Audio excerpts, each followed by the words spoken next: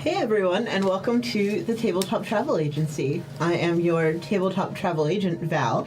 I use any, all pronouns. Tonight we will be traveling to our first destination, which is the game Girl by Moonlight. I'm super excited to give it a try. Let's meet our tabletop tourists for this campaign. Hi, I'm Ryan, he, him, and I will be playing Theodore, also he, him. Hello, my name is David. I go by he, they, and I will be playing Lieutenant Commander Jackson Eiffel, who also goes by he, they. Hello, my name is Rachel, and I'll be playing Sally Barrett, the Scientific Application Specialist, and we both go by she, her. Hi, I'm Aaron. I'm playing Terry Trav'l, and we both go by he, him. Awesome. Hey, if you are enjoying what you're seeing here at any point, go ahead and smash that subscribe button below, click the bell, all that good stuff. And with that, let's get started on our trip. So we will open our scene at the New Manhattan Space Station, which sits poised just up above the orbit of New Manhattan. You guys have lived here for a few years now, but today is not a regular day at the space station. You, in fact, are attending a small memorial service for a fellow engine pilot, Elena Maldonado. Now, she wasn't a member of your team, that would be the four of you, but she was the member of the secondary team on the station, whom you had a at least friendly relationship with. If nothing else, you could relate to them more than anyone else here. So it would make sense that you are here with a very small crowd at this memorial service. It's you, the three remaining members of the B team, as you guys colloquially call them, Fleet Admiral Jackson, Lieutenant General Draco, and then just a few other personnel who might have had a close relationship with her. Now, Lieutenant General Draco would be her direct commanding officer, but he's not really one of words, so your direct officer, Fleet Admiral Jackson, is giving a short memorial speech to sort of kick off this service. He stands in front of a podium in the mess hall. Unfortunately, this is the only place you could really hold this service, as a recent Leviathan attack has taken out a lot of the other rooms, specifically the gravity and air filtration of most of the New Manhattan Space Station is inoperational right now. So it's maybe not the most ideal place to hold a service, but it will do. You know, you've moved chairs around to make it work. He is stationed up at this podium, sort of preparing to give a speech to get this memorial going. There is a closed casket next to him. It's sort of just for show, as unfortunately her body has yet to be recovered. He looks out at the group and takes a breath before beginning to give a speech, one very similar to many he's had to give at this point. 15 years ago, he says, when Space Station New Manhattan was erected, the Bastion Corporation put out a call. Having spent the last 35 years of my life a proud member of the American military, I was among the first to answer that call.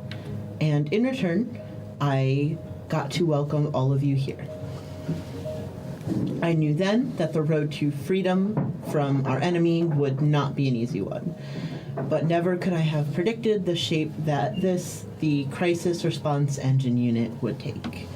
Each of our members have come from a completely different walk of life. All of you, and every pilot that has come before you, has experienced different strife and loss in the face of our adversaries. Though all of you have come here with different stories and different pasts, we are all brought here together. All of you are brought here by your bond with your engines. However, you are inextricably bonded with one another by the unique charge that has been placed on all of you. We, and we alone, are the guardians of the future. We are the protectors of the last bastion. It has been my greatest honor to welcome you here as the protectors of the future into this station.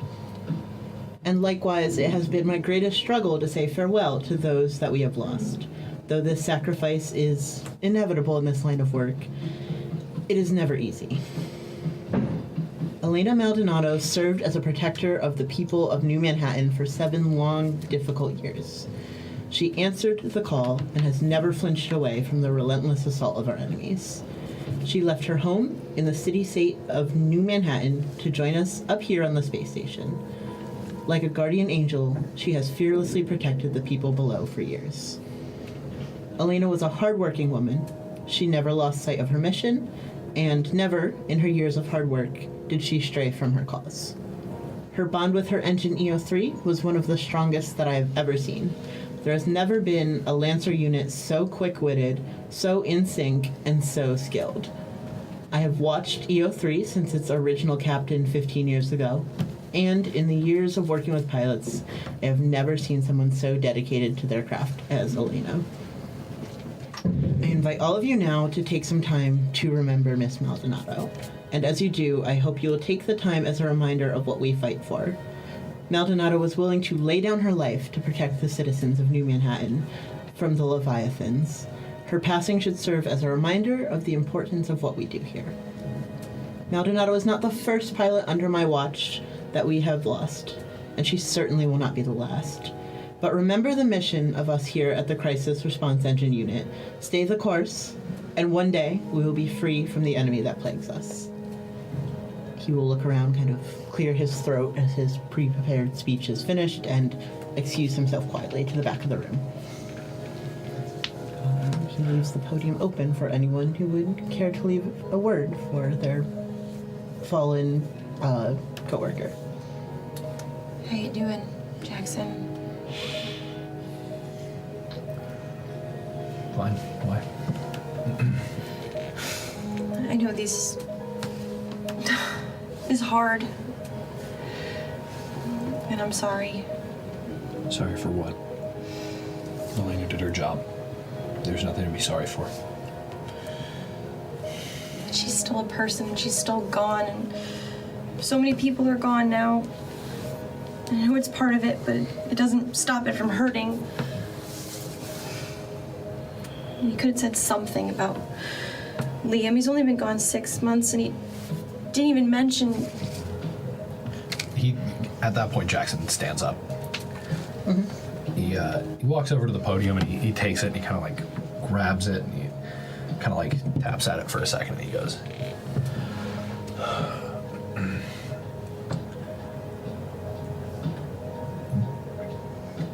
Dad, Fleet Admiral Tyler Eiffel is a hard worker, but I think he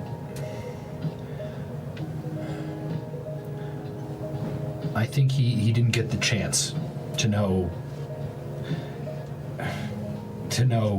Pilot Maldonado like the rest of us did.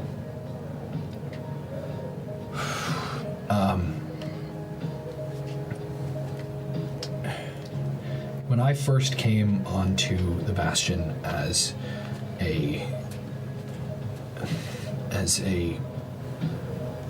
private dragged from the Air Force Academy by my dad to work in the engines, I was not expecting a warm welcome. I was a stupid kid, and I was trying to play adult in a world that, frankly, was too adult for me to be in.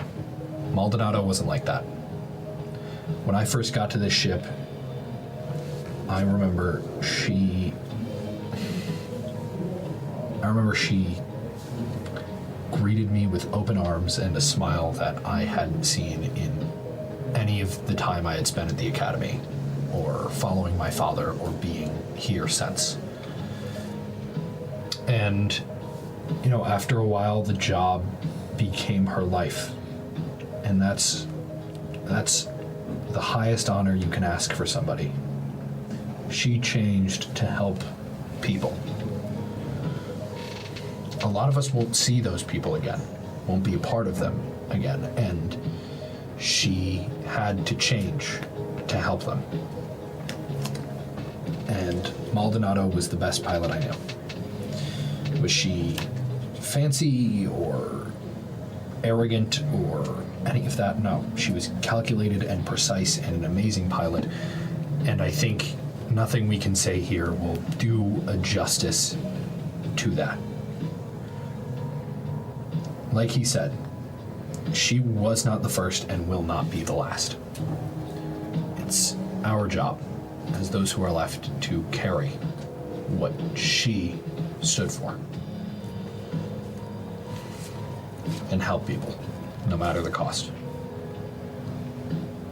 And he kind of like looks down at the casket and goes like, and kind of just walks away.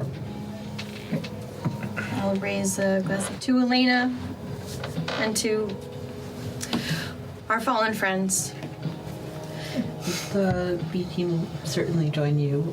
They seem encouraged by Jackson's more personal, thoughtful remembrance of her. You know, they clearly are taking this very hard. She was a member of their team for a long time, especially their captain, Dana.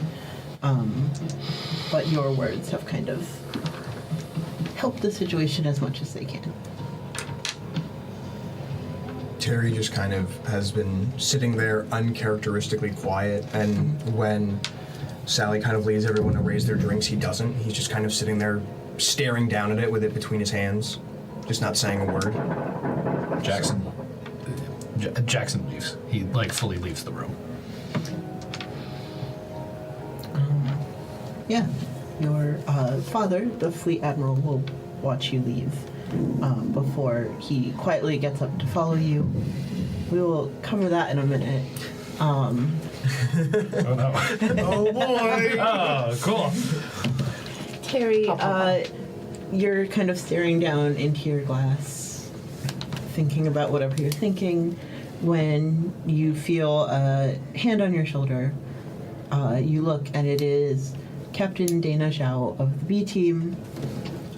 She's usually kind of the cheerleader of her group, but obviously today she can't do much to hide her sadness. Elena was the longest standing member of her team, but she can see that this has been particularly rough on you guys as well. How you doing? I'm doing the best I can, I suppose, given the situation. Stuff like this is never easy. I suppose Elena was the equivalent for your team that I am for mine, the fastest, the, most light on their feet. She was.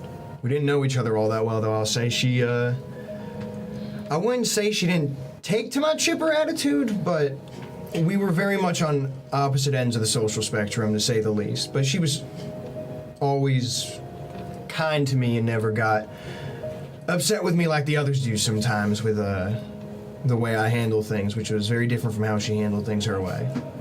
Captain Zhao will kind of give you like a sympathetic smile at that, and she'll nod. It's a shame you only really got to know her the past year or so. I think when she was younger, you guys would have related a lot, but it's a difficult job, you have to understand. Yeah. Terry just kind of takes in a breath, and there's definitely a look on his face that says, like, he's thinking something that he, like, definitely shouldn't say, for sure, but he just kind of mumbles Draco's name to himself, because he has beef with Draco, and he knows that they worked under Draco, and he's just like, Draco was always too hard on her. That's part of the issue. She's always too hard on herself, too, It's hard not to be. Yeah, well, as the guy in charge, he could have been a little easier on her and all of you, frankly, and I don't know. He could have said something. He could have said anything, but he didn't. She looks like a little torn for a minute, like she's kind of deciding what to say. And sort of ever the mediator, she gives a little shrug and says, he understands better than anyone the gravity of what we're doing here, and sometimes it can be hard to put that aside. Terry I'm sorry. I appreciate your words. Terry just kind of silently nods, sorry for your loss, and he kind of downs his drink, gets up, and walks out. Is there anything anyone else would like to do quickly before? And I think Theodore has just been kind of following Sally's lead this whole time. I think he's still kind of like not quite comfortable with being at a funeral, and so he's just kind of like, I don't know the right thing to do or say, so I'm just gonna not let people notice me and just do whatever mannerism she does.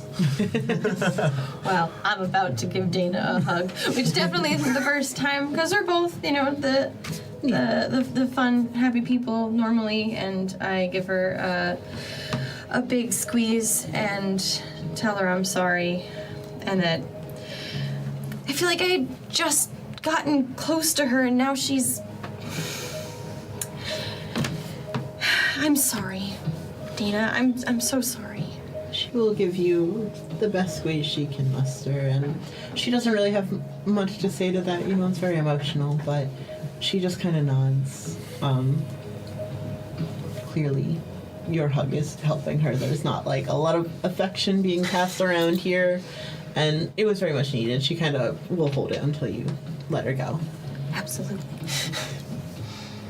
Right. Out in the hallway, Jackson, as you kind of leave to walk out, your father comes out after you. Kind of awkward. These sort of displays of public emotion have never really been his strong suit, and he tends to get a little less,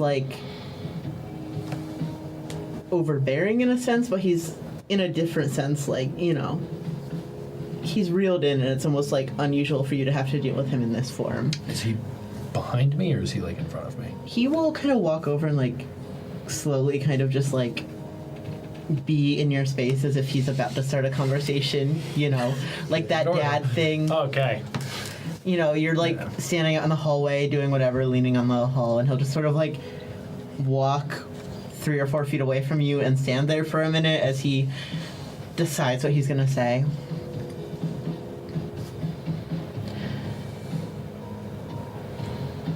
I need you guys to go get Nocturne. No.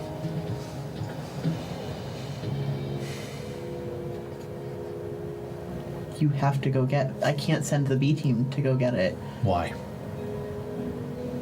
We can't just leave it out there. That's an incredibly important piece of equipment. And Elena is in there. We are missing half of the engines we have sent over the past 2 years. They're gone. What makes hers different? And what makes it our responsibility? I have to look out for my team. What if whatever killed Elena is still out there? What if it's in that thing? Well, then that's a better reason we can't just leave a piece of equipment out for it to take. We know where it is. We know she's still in there. We have the opportunity to go get it before it becomes a bigger situation. And I am telling you that your team needs to go get this engine. You can't send anyone else. Do you want me to send the team that's missing a member? A team from a different city. Anyone. It has to be us. It has to be you. Did you even try? I need you to do it. Fine. Fine. He will frown deeply and then just sort of walk off before you can change your mind. To nowhere in particular. He just sort of goes down the hall. Before, as he turns around, Jackson kind of gathers his thoughts and goes, what was the last thing she said to you before she went down there? Do you even remember? He pauses for a minute, thinks about it, and then he walks away. Since Terry also walked out, does he see the end of this altercation between them, or am I way behind them? Yeah, no, I would say you kind of catch this very intense look between these two, and then he walks off, and you very much get the sense that you have just walk into something unpleasant. Do I hear / see Terry? I would assume so, unless you're like super distracted. Terry, you're always there when I want you to be there. That's what I do, Cap. It's what I do. Did you hear what he said?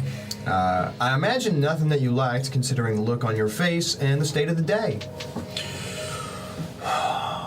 There's a missing body and a missing pilot. Or a missing body and a missing engine. We have to go get both. We've never recovered the others. Yeah. No, we haven't. You're right. No, yeah. No, Liam, no, the sail roses are still both rotting wherever they stand, and, currently, the entirety of Bastion is down, pretty significantly. But for some reason, Pilot Maldonado gets special treatment. Terry just kind of thinks for a second, trying to figure out the words to say. And he goes to say something, but he catches himself, and he just doesn't say anything, because he fully agrees with Jackson, but he just doesn't have anything worthwhile that would do anything, because he knows Jackson doesn't really want to hear him talk right now. It seems to be the most tactful moment he's had in his life. He kind of takes a second, and he goes, give everyone in their time, give Sally and Theo time to gather their thoughts, whatever. Any idea when they want us to go recover it? I wasn't given a timeline. You can guess, probably not right this hot second. You will be told. You would guess probably at the very least, tomorrow or the day after. You'll have some time to, gather your thoughts. So, I'm thinking, give them time at the funeral, and then I'll, me and Hoverboard will get the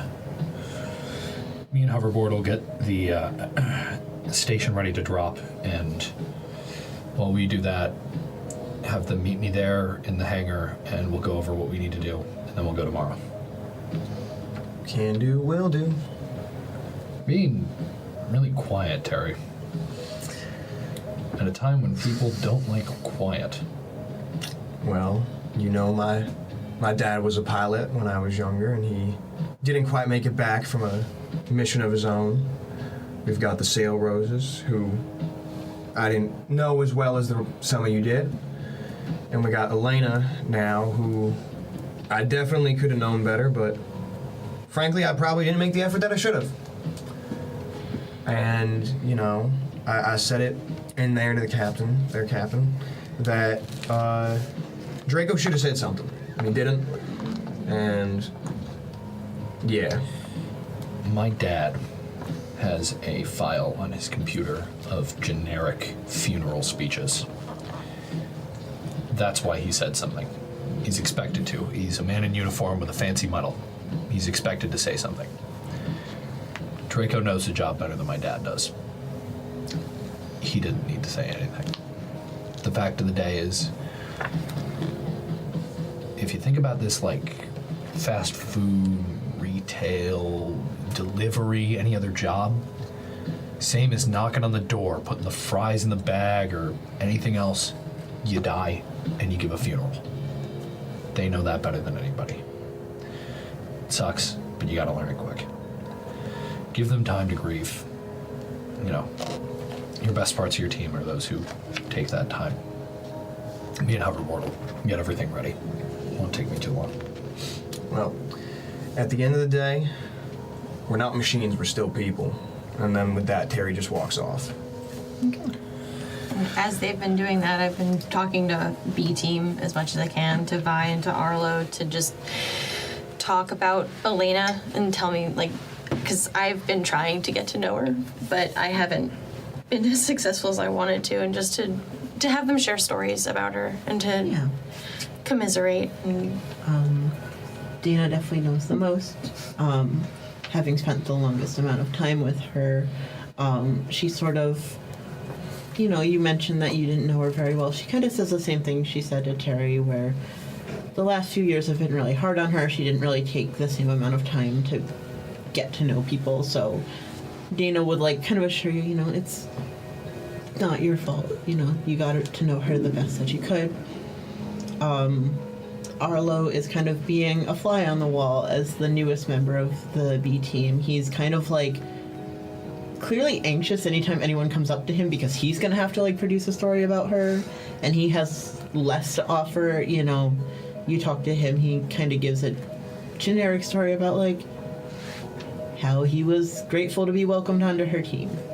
And Vi, honestly, Theodore, you would probably know Vi the best just from like playing games with them and stuff, because they kind of don't spend a lot of time out here talking to people. So I think you're kind of shadowing Sally, and then Vi is kind of shadowing you, because they very distinctly don't spend a lot of time out of their room that isn't like things like this. And there's kind of that shared air between all of you that like you didn't get to know her great, you know. There was a time where she was friendlier and maybe more encouraging and more hopeful, but the last 2 or 3 years have been really rough on her, you know, with this set of expectations. And those of you who have joined within, you know, the last year or two just didn't get to see a side of her that wasn't the work side. So it's kind of nice to spend this time like piecing together the stories that you do have together to sort of create this image of her to remember. Your presence in helping doing that clearly means a lot to them.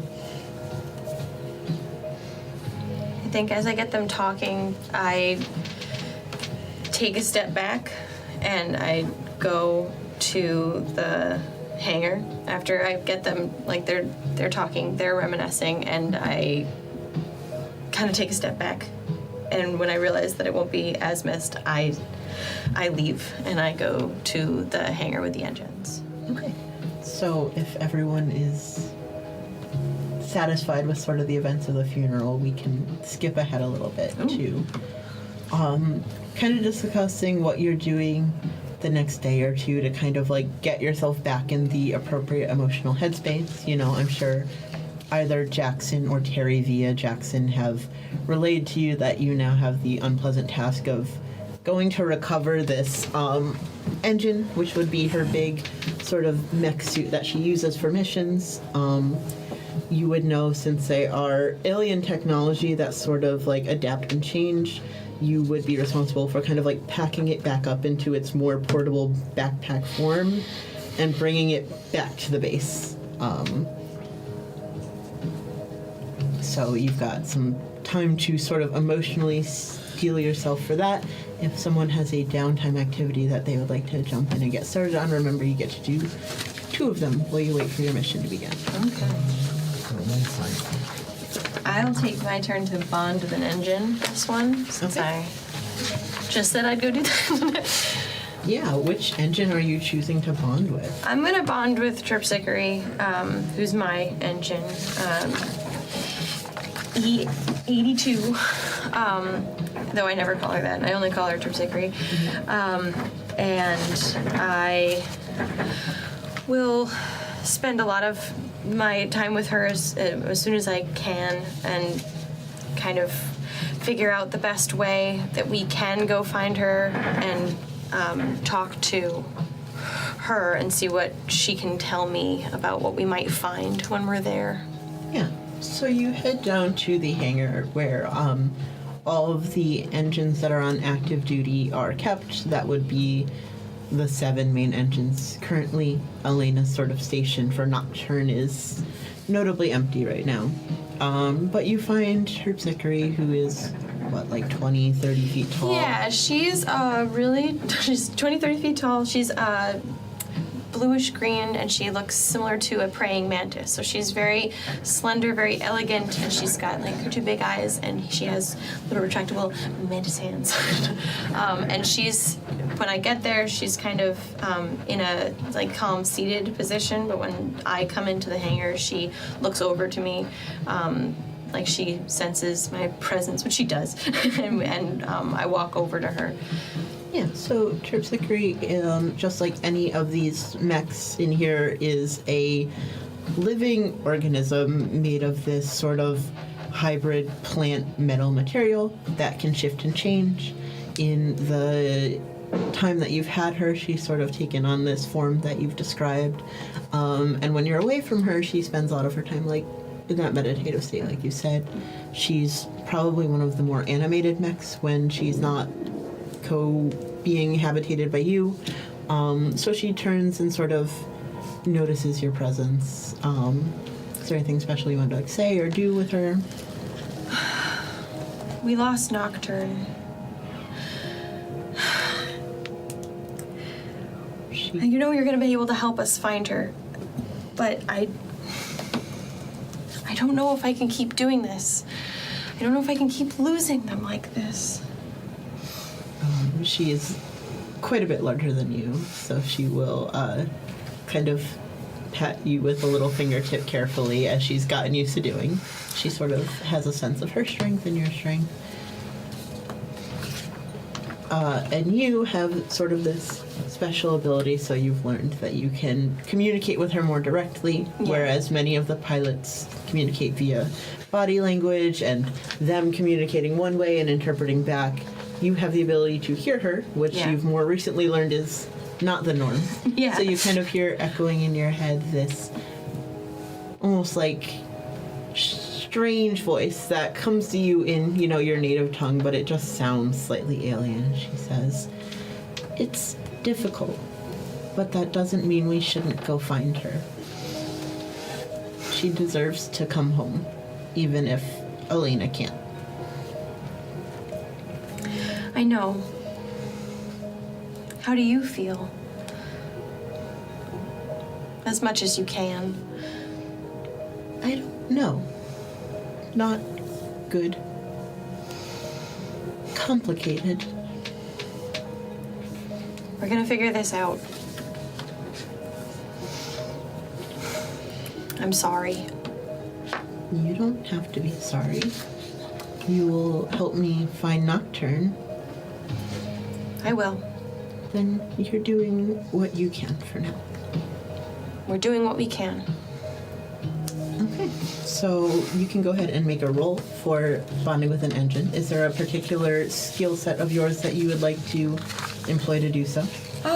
I feel like I gave some of empathize. I've got a point in empathize, so I'll do that. So you can go ahead and roll an empathize score. Okay.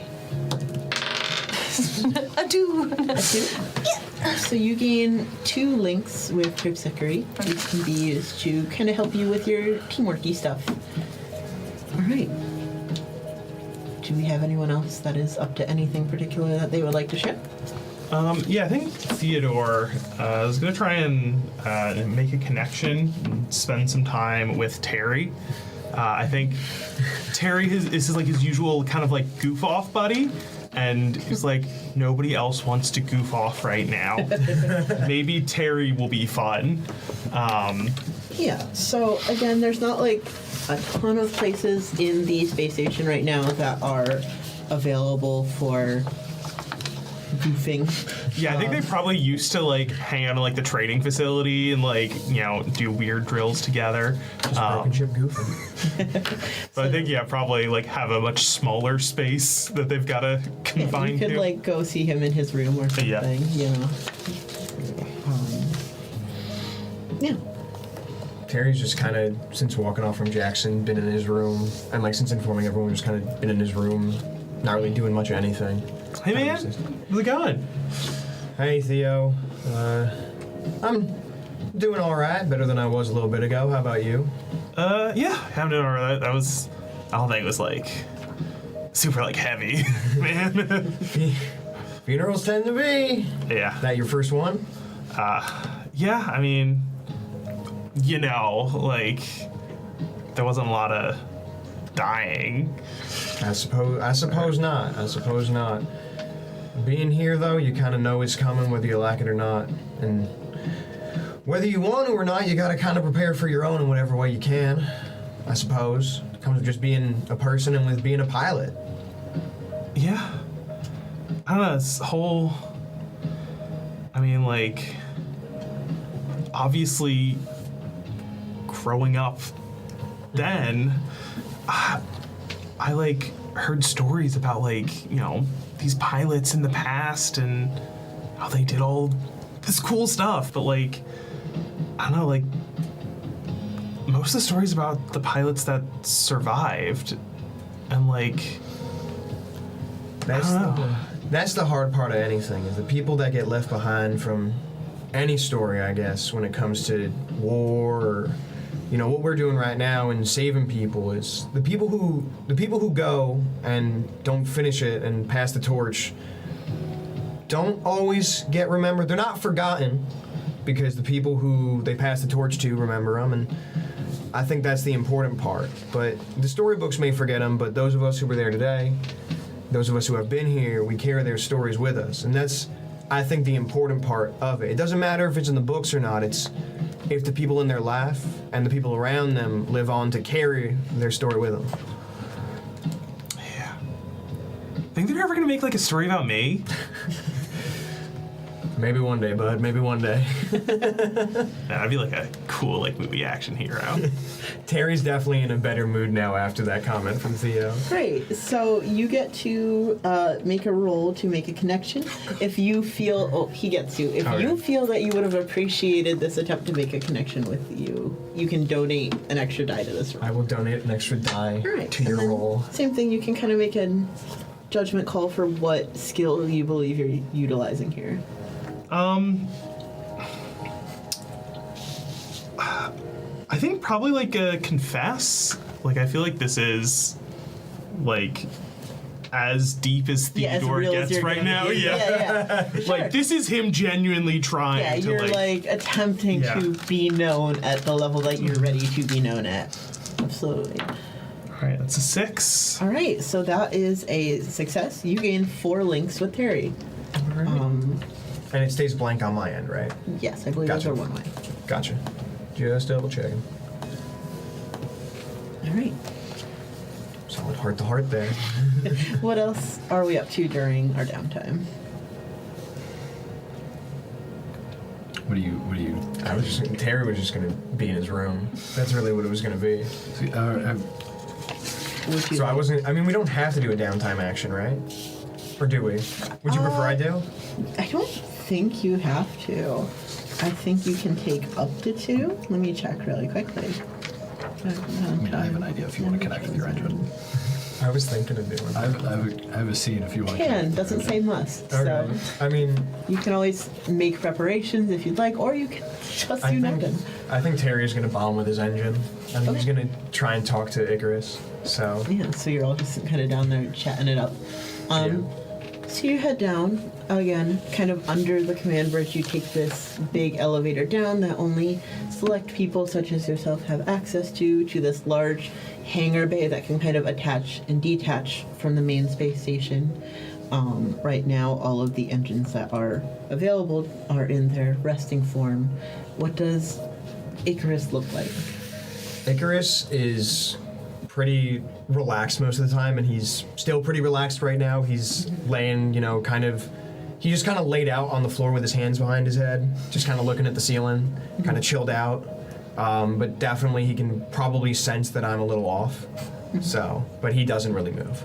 Okay. Visually. So Icarus is, his wings, because he's meant to be kind of like a dragonfly, like a standing up. His wings are kind of spread out behind him. He's taking up space, that's for sure.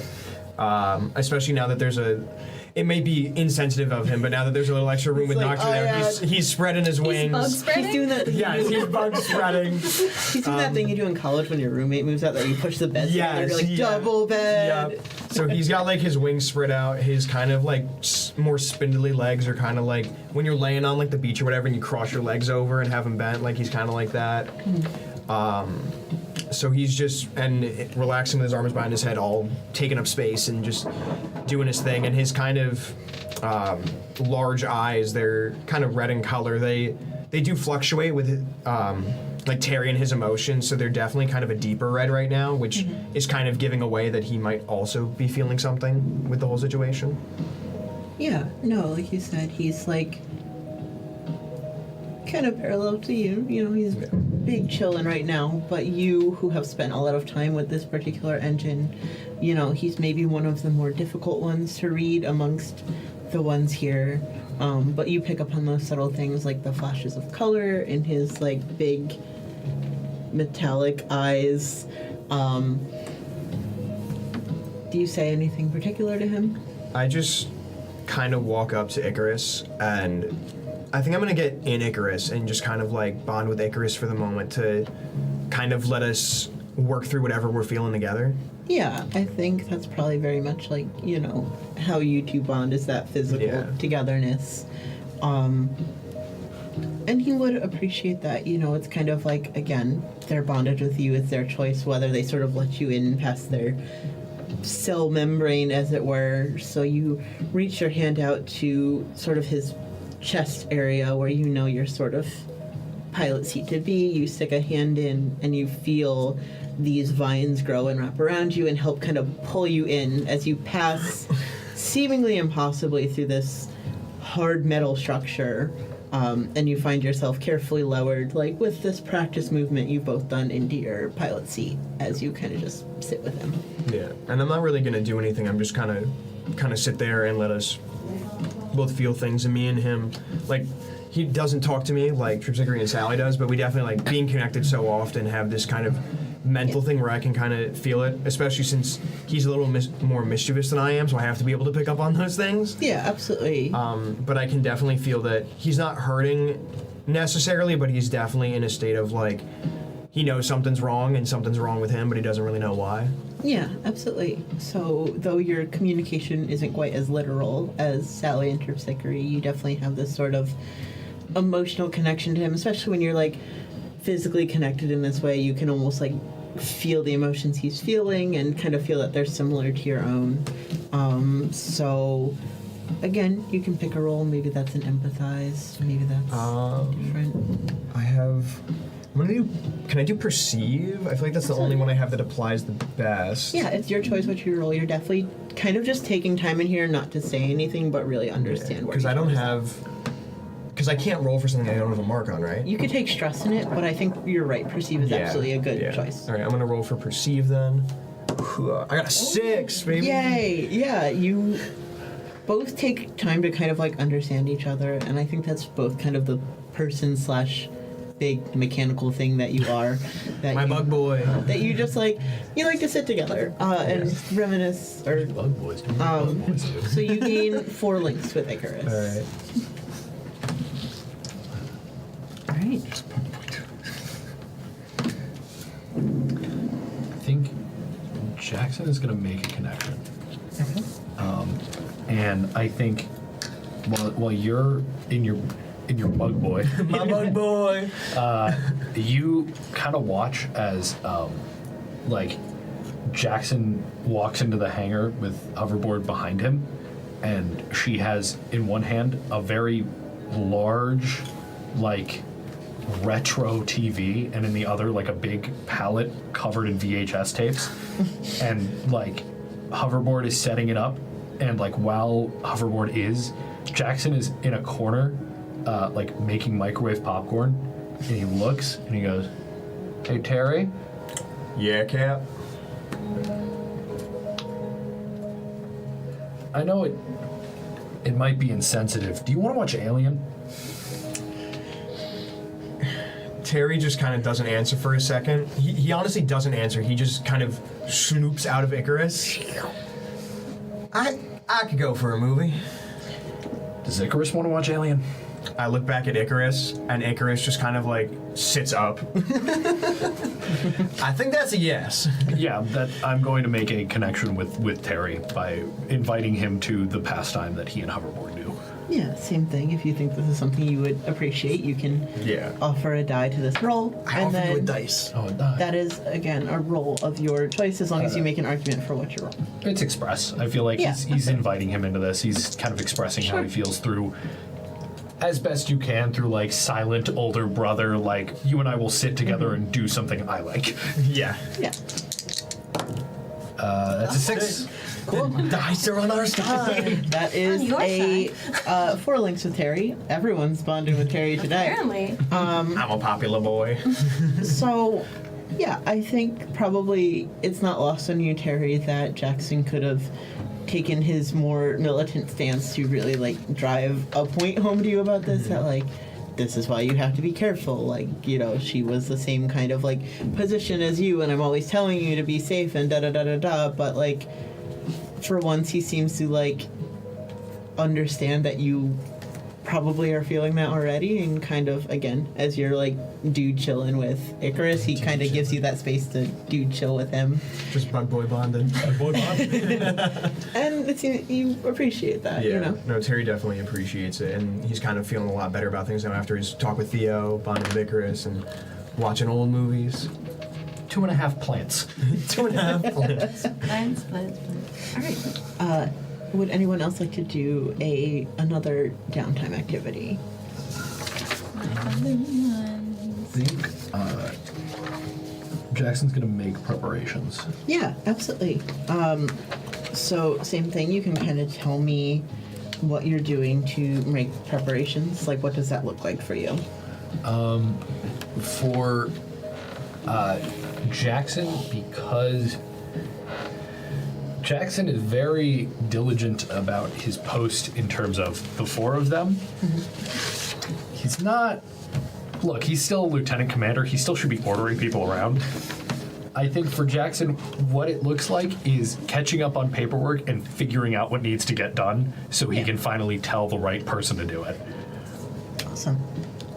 So from that, I will have you make a appropriate roll of your choice. I feel like this is perceive. Absolutely.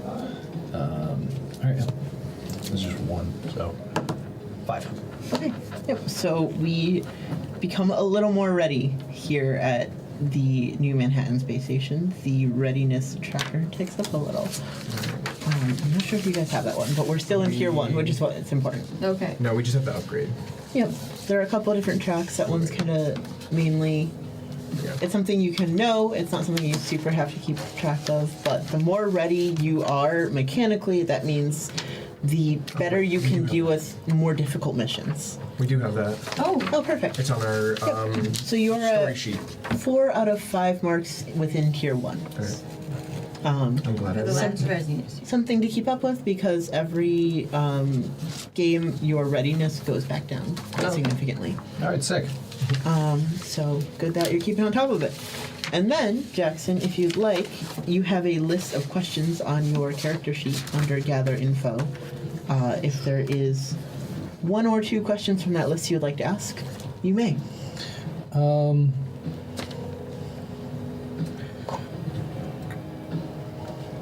Who's the weak link here? Who are my foes going to try to single out? I think in your mind, you're very worried about Terry in this particular situation, because you know that, again, Elena has just passed away. He might feel like he has something to prove. He might be having complicated feelings. You're having complicated feelings, as it were. And then I think also, in some sense, you're very worried about Theodore.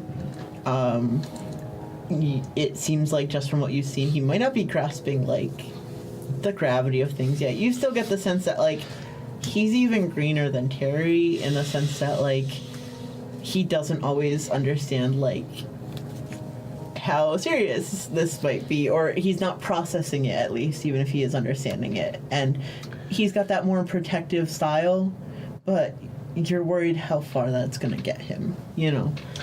Okay, can I get 2? Yep, if you'd like. What is the most dangerous here? Ooh, okay. Like, here. So, You feel, you know, obviously there are rising anxieties about the fact that the deaths have certainly upticked as the dangers of the attacks of these alien creatures that have been attacking Earth, the Leviathans, as their attacks have gotten more severe. Obviously, the damages have been more severe, and quite personally, that's been taking a heavier toll on the engine response unit responsible for dealing with them. You're seeing more deaths, and as a result, the teams are weakening. whereas you might have had a team that had worked together for years, you and this team have only been working together for probably under 2 years at this point. So within your own ranks, things are weakening in these sort of subtle ways that nobody wants to address. And you as the captain feel so aware of that in a way that other people kind of don't want to admit. Because to admit that you're losing ground in this like subtle but relentless way is very scary. Okay. All right. Anyone else on that note? I think Theodore is also going to make preparations. Yeah. Coming after that conversation with Terry, and just being like, yeah, like stuff is going on here. I need to get ready. Mm-hmm.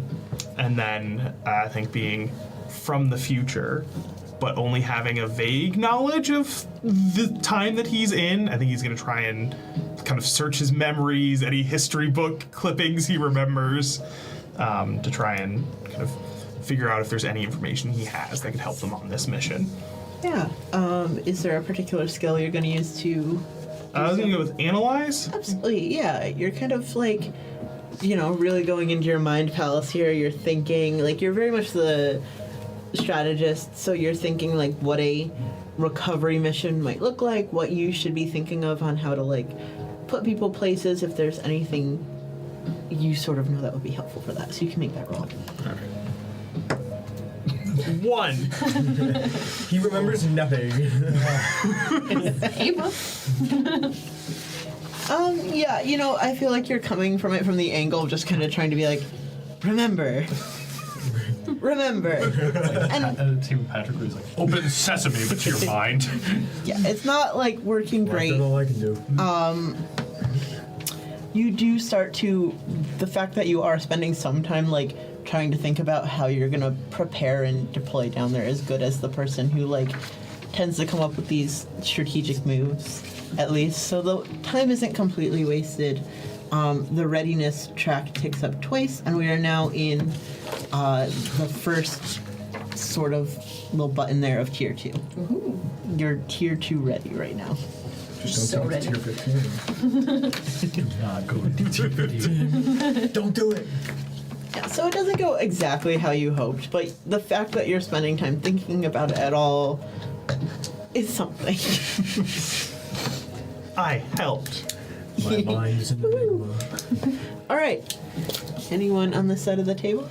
I think I'm going to continue my long-term I'm going to just do my long-term project, which I'm trying to get the facility up and running. And I want to have more space for the things I bring back from this mission, especially knowing that we're going out for a recovery mission. That's going to give me a chance to study and bring samples back along with Nocturne, hopefully. So, Yeah, so you had been worried about the fact that a lot of the major parts of the space station had become dislodged from the central sort of like air filtration system and gravity sort of fixification system in sci-fi words. So the doohickey. Being a scientist yourself, maybe this is not your exact area of scientism, but nobody really getting the sci-fi words going here. But you have taken it kind of upon yourself to sort of lead the charge to get these areas back operational so that you can go into them without having a whole spacesuit on and that sort of thing. I believe we were working on the training facility. We're working on the training facility. I know it would bring I want a space I want more space. I feel confined, and I feel like that would help my whole team. So yeah, it's something you guys all kind of enjoyed using as sort of a common space that was kind of just for you guys. Yeah. So it's got some sentimental value. Yeah, what are you doing to work on that project? Well, suiting up since there's no gravity thingy working. Yeah, gravity fixification, as it's And called. the aeromagic is also Yeah. done a whoopsie. Thingamadoodles are all Anyone got the goober? I look I sigh at my Envirotech branded air mask that I have to put on. You put on your helmet. It is Envirotech brand. Of who course. has, you being the very environmentally conscious person, we're just the perfect of the pilots to sponsor. So you put it on and breathe easy, knowing that you will now be able to actually breathe in the vacuum of space. You don't have to say the words. They can't actually hear you. They're not recording you in the suit. They're not recording you in the suit.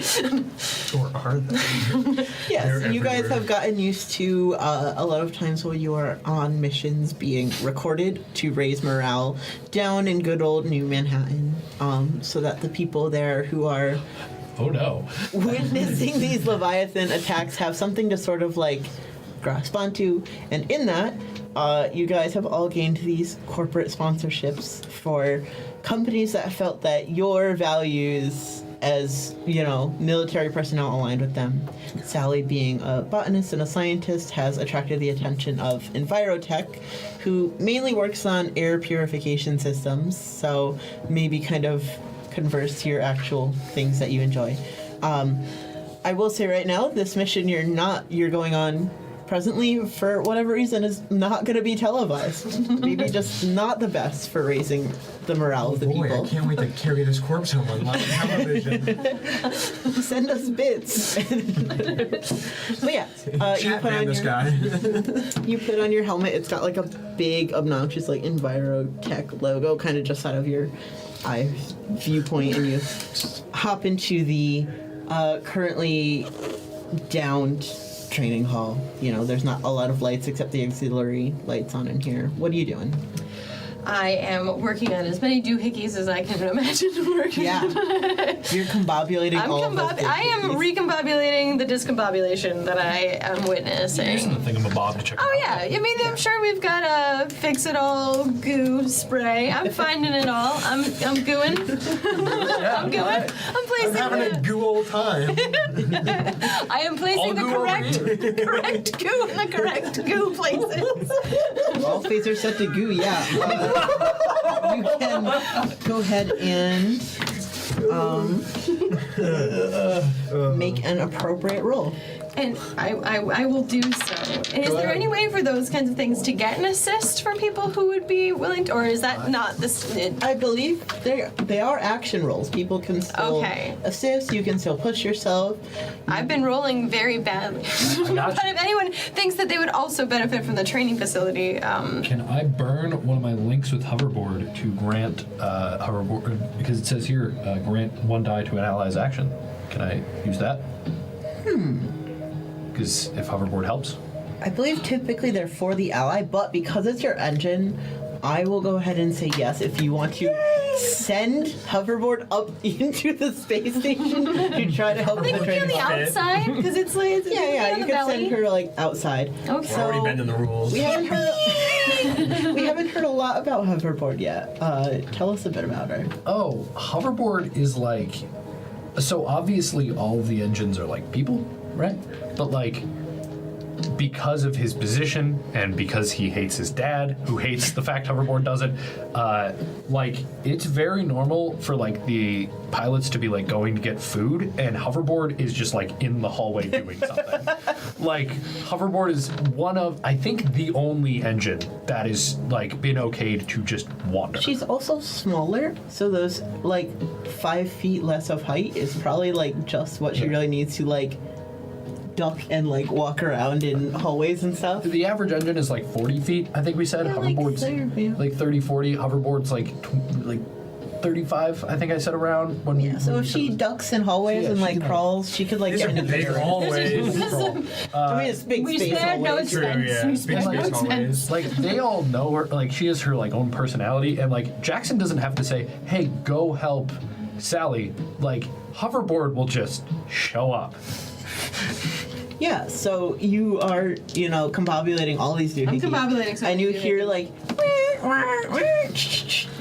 what does Sally see? Like visually describe Hoverboard for us.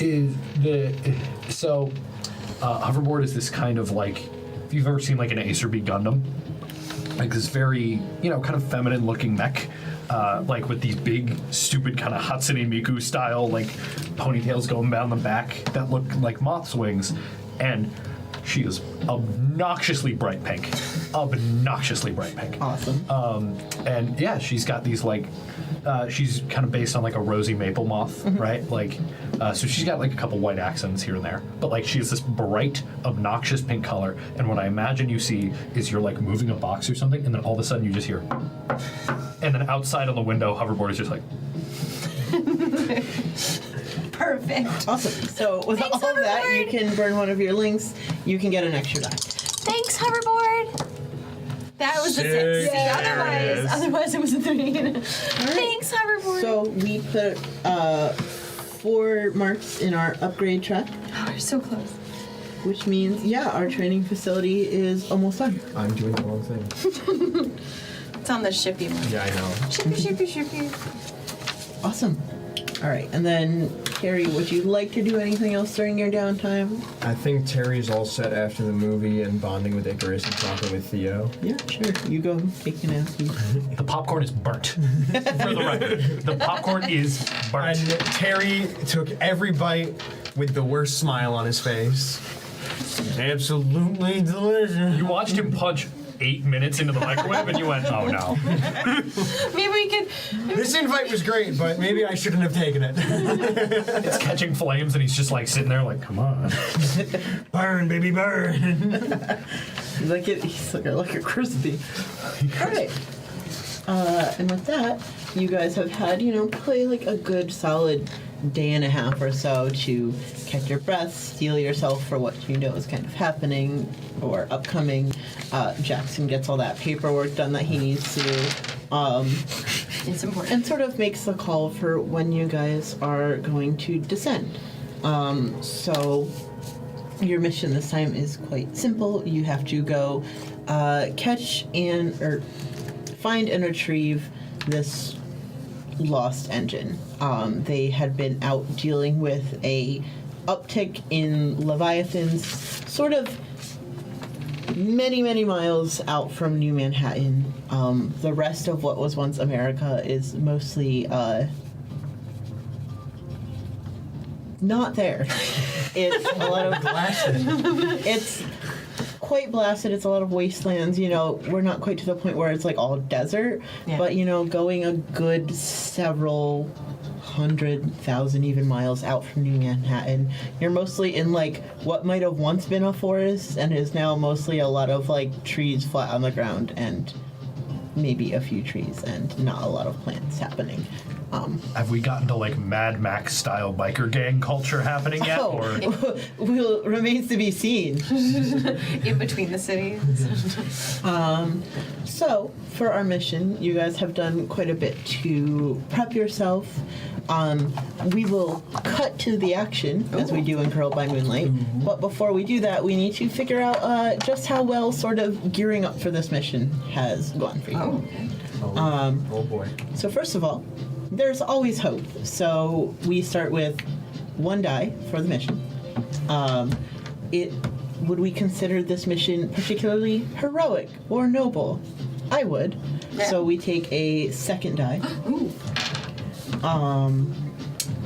Does the mission or goal reflect the worst parts of the protagonist?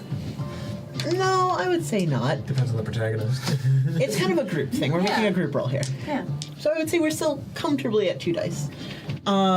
Does this mission determine the fate of a friend? I would say pretty firmly yes. Yeah. So you take an extra die. Is the mission following through on the details of investigation? No. Are you acting rashly or on very little information? I guess that's up to you whether you would think this is... I was gonna ask, can Jackson harass his dad for the brief that the B team got? Yeah, I mean, if you feel like he would have done that, I would say that's completely reasonable. So I would say, yeah, I believe we're at 3 dice so far? Yeah, we're at 3. 3 so far. Perfect. Thank you. I hate your guts, and then he leaves the office. You guys are quite ready with the preparations that you made for this mission, so we will consider that still a firm 3. Are there any factors we should consider that we have not yet done? I would say this is a pretty cut and dry mission. Yeah. So you can amongst yourselves decide who of you who are all shuffling dice. Oh, God. is Right. one of you is going to make One of us gets to roll. I have Is this- been rolling. So there's 3 dice? There's 3 dice? dice. 3 Three dice. dice. 3 dice? Captain. Why don't we do One each. take one, and then you take one? Okay. And on the count of 3, teamwork. Ready? 1, 2, 3, teamwork! 3. 6. Yeah. All 3, right. 5, and awesome. 6. So, This game's so happy, guys. we're getting Some things are about to go horribly wrong. I We're gonna get that feel it in my corpse. bones. Ugh. It's like Hellboy. We just use it to direct us where we're going. Okay, so that was a Knock, knock. 5. No, it's A 6. six. A 6. 5 and Perfect. So you guys are in a controlled position when we cut into the action. Things have been so far going as planned, and you are kind of where you need to be. So I would say, Jackson, you bothered your dad for those records. He's always a little bit cagey when it comes to records. It's something you're used to. He's very by the book, but you managed to get them. They were what he said. They were handling a recorded uptick in Leviathan activity out in this area. You get the coordinates that you needed, which is kind of the important part. And you get a few more details. The Leviathans that were in this area were not like the very big spaceship-sized ones you have sometimes like seen on record that you would deal with kind of before they even hit the Earth. This was sort of an unexpected upcrop of several smaller, more compact versions of these creatures. The Leviathans, again, are of the same alien breed as your engines, so they are these weird creatures of this almost sort of metallic adjacent carapace mixed with plant matter that can shift in form to do what it needs to do. So to try to even describe on paper what they looked like would kind of be an effort in vain, because by the time you get down there they might have chosen to adapt. They're good at things like mimicry as well, insofar as if they saw a particularly interesting beetle that they thought they could mimic to get what they need of this environment, they might have shifted by then. So they're smaller, less advanced. That's about it. You guys have detached the sort of hangar thing that pops off of the spaceship. I'm so good at these fantasy terms. The little hangar pod that includes all of your engines has detached, and you have gotten it sort of propelled to such a space that it's more in the area so that you don't have to wander through thousands of miles of destroyed forest, maybe only a couple of miles. As you would drop down, as usual, you kind of have packed your mechs down into their little backpack form as you drop out, and as you often do, you have almost parachuted them out around you so that you can use their thrusters to all land on the ground. Whether you would like to sort of stomp through this forest in your big 30 to 40 foot tall form is up to you, or if you would like to take a subtler approach, you can choose to pack them back up and walk like normal people through this forest. Theodore definitely lands in a super cool superhero pose that's completely unnecessary and impractical, but he thinks looks cool. It does look cool. Awesome. Jackson just looks at him and goes, why? Practice properly articulating the machinery of the mech, Oh, Jackson, it looks cool. Let him be cool. and it looks cool. Okay. I would definitely stay in mine, but she's not a very stompy mech. She's very, Yeah. she's very elegant. She's very not quite tiptoeing. I think it's physically impossible, but she's not A little better loud at and not just stompy. taking an entire tree beneath you. No, very carefully navigating the environment. I take any opportunity to be in her as much as I can, especially on missions like this. I think Hoverboard is out, but not, Jackson is not in. Yeah, you're just Hoverboard. walking along. Yeah. Terry is definitely inside of Icarus because it's not often they get to. It's not often Icarus gets to flex his wings to full spread because they're usually fighting in a city, protecting New Manhattan or at least around it. But they're in an open space, so he's using his wings to keep them hovering and moving with the group. but a little above them. Awesome. Yeah. So you guys drop down into this sort of destroyed foresty area. You look around, and as you sort of gather your bearings, I think that is about where we're going to take our break for the evening. Oh. So when we come back, we will deal with what you find in your travels. Oh boy. Hey, welcome back, everybody. So when we last left off our tourists, they had just, as their pilots, descended on this abandoned wasteland, just kind of several hundred miles outside of the city-state of New Manhattan, which is the fortified sort of encampment city that remains.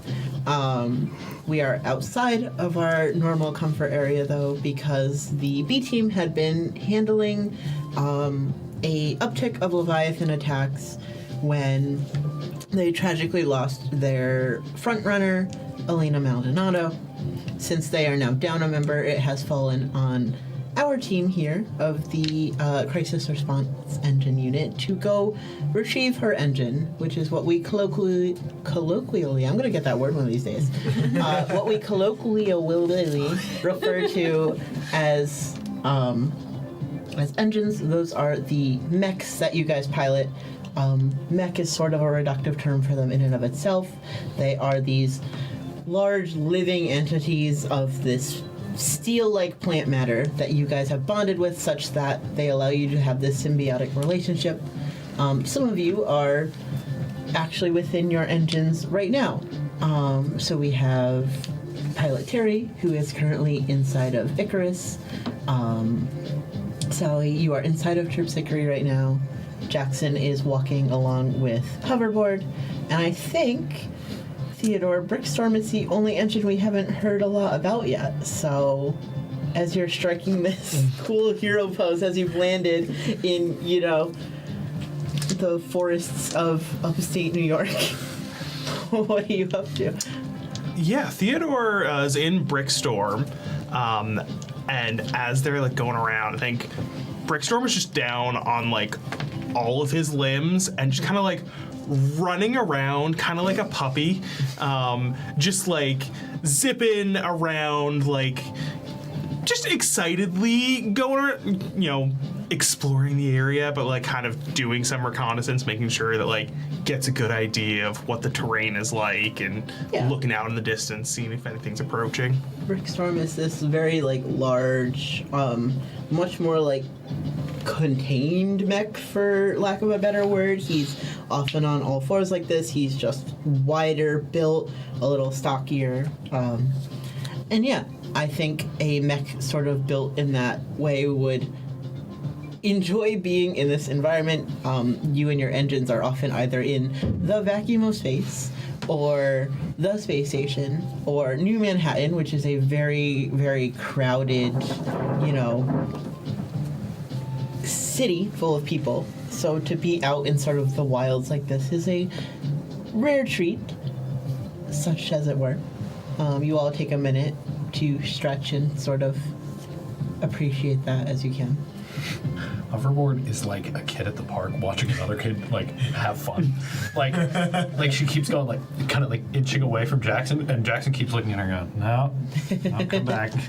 Like wanting to chase Brickstorm. Icarus and I are definitely doing like loops and stuff, like with the open air, just like we're not in space. There's like actual air like flowing through us, and like, you know, we can do cool tricks and just have fun with it now that we're outside the city and there's no chance of us destroying a building if we do a cool trick. As we've maybe done on occasion. Jackson being the only person out here, you would also, like, it wouldn't be lost on you that the air out here is slightly more breathable than in the city.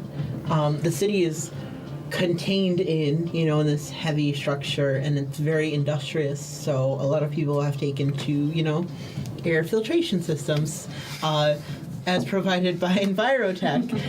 But out here, you know, where there's less of sort of like a big oven for greenhouse gases and whatnot, you breathe somewhat easily without your Envirotech, you know, respirator on. All right. Do it. They're just notes about the environment here. Tastes like trees. That's what air's supposed to taste like. Not like any of that cinnamon flavored nonsense that they want you to think. I mean, I would never say, oh, the cameras aren't here. Right. Yeah, this is one of my favorite scents. Do you only get the cinnamon one? I mean, it's kind of one of my favorites, but it's still nothing compared to this. The cinnamon one's not that bad. It's, what, do you do orange? Peppermint? I do mint. I don't really usually use one of those things. That's smart. Envirotech, we make air because we care. Oh gosh, it's just. Sally, are you from the city? Yeah. Yes? That was a non-discerning yes. Terpsichore keeps walking. I think she sees something. Question: are we on open comms at like all times during missions? So would like all of us just hear the two of them going back and forth? I would assume you kind of have to be, considering you're stuck in a big like plant tomb. There's probably some sort of like communication system that you wear, probably like on your person, that comes with you when you go in them, so you're not like sticking comm systems in this very like intricate living being. Just like right here. Yeah. Yeah. Just got a paper cup in between two of them. The syringe. Yeah, tin cans. I'm Terry Trav'l. How y'all doing? 10-4. There's a big 10-4. So like the comms are like on our person. Yes. They're not a part of the mech. Yeah, I don't think they're like, you can repair the mechs and stuff. I don't know that it's super easy to like add things to them, because that would be, like trying to tape a walkie-talkie to a cat, it's like... Which doesn't work, I promise. I imagine we've all tried it. I imagine any addition to them is like adding an addition to a person, like if you put in like a pacemaker or something like that, like it just fundamentally changes how your body works. Yeah, like there's things you can do. Again, they kind of like probably want to be in agreement to it. Yeah. And it's easier to just like simple things like that just keep on you and not ask your engine to like incorporate this walkie-talkie into your chest, please. And one of the things that I've been doing as the scientist is trying to discover new ways of making those technology like adaptations with mechs, since they're this botanical metal hybrid. I've been studying to try and figure out if we could make different things happen, like more of a integrated system instead of walkie-talkie, duct taping a walkie-talkie to the cat. Yeah, again, engines have only really been something that humans have had access to for maybe like 15 years, a little over 15 years, and of those like slightly over 15 years, 15 years of it has been using them to defend against the Leviathans, who were not super happy when Bastion Corporation, who sort of owns you guys' whole thing, had come to their planet to harvest these interesting technologies. So now you're kind of stuck patching up this hole you created, as it were, by fighting them back with the very things that you stole. And that's not lost on you, of course. Yeah. Understanding them in such a level that you can work with them more meaningfully is something that is obviously meaningful to you. So, yeah, you guys have touched down. Jackson, from your estimates that you're probably still, like, a little ways off. You gotta walk through the forest for a bit. You know roughly about where you're going. It's just kind of a little bit of a hike to get there. I think he's gonna get on comms and he's gonna go, Terry, why don't you speed ahead and check out the site, and we'll just to make sure there's nothing there that can eat us, or if there is, so just check it out before we all go in. Are you sure? Oh, sorry. Go I ahead. was gonna say, are you sure we should split up? I just don't want anything to happen. He's fast enough. He'll be fine. Terry's smile can be heard. Careful, Terry. I have been waiting to let loose, and Icarus and I just immediately go. Like, we're gone. Like, we just go as fast as we can, because this is the one chance that when we're on Earth, like the rare chance we have to just go within the atmosphere, because to Icarus and Terry, breaking the sound barrier is like the coolest thing ever, and you can't do that in space or in a city. I look at Hoverboard and I just go like, you think that was a good idea? So, yeah, there's sort of almost like this, like, as you shoot up off the ground, you know, dead plant matter sprays everywhere, all over all of you, especially Jackson, who's not protected right now. As you shoot off, you know, get enough off the ground that you aren't, like, hitting trees and stuff, and you begin to look around. Like I said, it's not exactly a wasteland. There's not as many trees as there once were out here, but there certainly are some, so you maybe can't go quite as fast as you would like to do as you're doing this sort of looking on up ahead. Gotcha. You can roll me a check to sort of look what's around. Can I roll for my using perceive? Yeah. Okay. 5. Okay, yeah. So you start off in sort of the western direction that you were told to go, keeping low enough that you can sort of see things. And you actually come across, first of all, a decently sized, maybe like a dozen or so band of people, which is interesting because, you know, there's not a ton of those out here. And as you're kind of just like rocketing past, you see, just as you're like pulling away, like everyone staring up, you know. Again, which is interesting, you know, it's not really out of the question that people are still out here, it's just most of them are not. This is not like the safest place to be. If you choose to keep going, you're scanning around. When finally you see up ahead, pretty obviously, a large area of trees that is all sort of like bent weird ways, as if something occurred here. Gotcha. Yeah, I definitely like see the trees and I keep heading for them, but I make sure to get on comms and I'm like, Cap, just letting you know we got a few civvies out here along the path on the way to where we're going, so just putting that out there, we might want to be aware if something goes awry. And I definitely have found something. Did trees bend? Hey, resident botanist, you know, person with a doctorate in botany, do trees bend? Sorry, Sally, do trees bend? Thanks, Terry. Yes, trees. Not normally. How bent? Is there flames? Is there fire? Is there scorch marks? Are they fall? How? Are they bent in like? Are they all bent like outwards in the same way? Or is there like a pattern to them? Is there? Not quite a pattern. Like it doesn't look like they all were, but it looks like something happened here, and they were very much broken. Oh, okay. In like within an area. Gotcha. Some of them are bent. Some of them are broken. You feel very confident now, after consulting with your lead biologist, that this is not a natural thing to occur. Yeah, no, they don't usually do that. Not of their own accord. I'm gonna go with something definitely happened here. Some of them are broken, and the ones that aren't look like they're about to snap. It's like, I wouldn't equate it to like that moment when pasta breaks when you're bending it, but it's pretty close. Got it. No, this is very important insight. Now, do tell me, Sally, how long have you been going to school for? A long time? How many hours, or would you say like how much time have you put into your degree in knowledge? Honestly, the do trees bend question never really came up. We learned about like how trees grow and what trees are made of, not just do trees bend. Trees fall. And if they fall, yes, they make a sound. No matter if anyone's around. Terry, follow-up question. Are you from the city? That is certainly a question.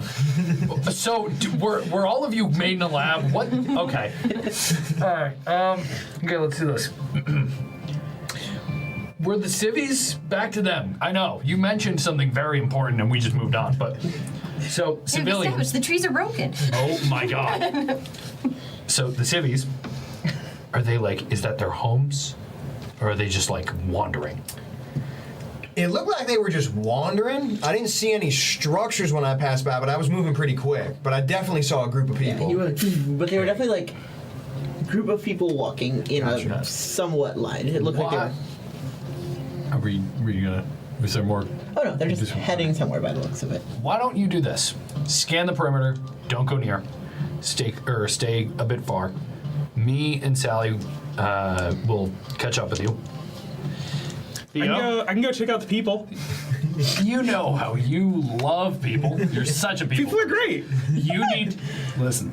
God, Theo, you're great. The big beetle mech might freak him out a little. Hello, friends. I'll get out of the map. Do we have weapons like that we keep on us, like on our human person? I would assume probably, yeah. He goes, all right. So I don't know what things are like, where you're from, when you're from. People here are a little jumpy. I love jumping. No. Okay, so like, I love jumping. you remember how in the training room there was a shooting range and the targets were all people shaped? Yeah. Yeah. Okay. Because sometimes the Leviathans so if look somebody kind of like comes people. at you and they like, Bless your heart. if they come at you and they hold something like big and sharp, or they pull out something that looks like your sidearm, you need to shoot them. What if I just get back Or in Brixton? that. Just either way, just be prepared. They might want to hurt you. Okay? Okay. But just be friendly. Say hey. be fine. Just say hey. We need you guys to go in another direction. Just get them away from here. We Yeah. don't want them messing any of this up. Okay? Can you do that? Yeah. And you gotta use words from our time. Yeah. Okay. Cool. You got it? This whole time, like, Brickstorm's been, like, inching away, just kind of, like, waiting for you to, like, give the order. Okay, go. Sprints off. In the mech? Okay. Yeah. He takes a second, he like squats on the fourth floor and he goes, all right. Hey, lead botanical professor, whatever your titles are. You know what my title is, Jackson. Am I too trusting? You know, you're a lot of things, but I think he's gonna be fine. Okay. Let's All go right. check out the trees Yeah, okay. that are bent and or broken. I can tell you what they are if you'd like. Do you know what kind of trees they are? Not yet, I haven't seen them. They're all around us. I don't imagine they're going to change that much. They got bark on them. I imagine most trees have bark. Most trees have bark, you say? Public education has failed you, Jerry. So do tell. Chief Professor Captain Lord Botanist. How many trees have bark? It's kind of a part of being a tree, sir. We'll go take a look. There's trees all around you. You can look right I'm now. going to, but we're in a pine forest. I'm going to guess there's more pines, and these are scotch, and these are not, and we're going to go and see what we can find.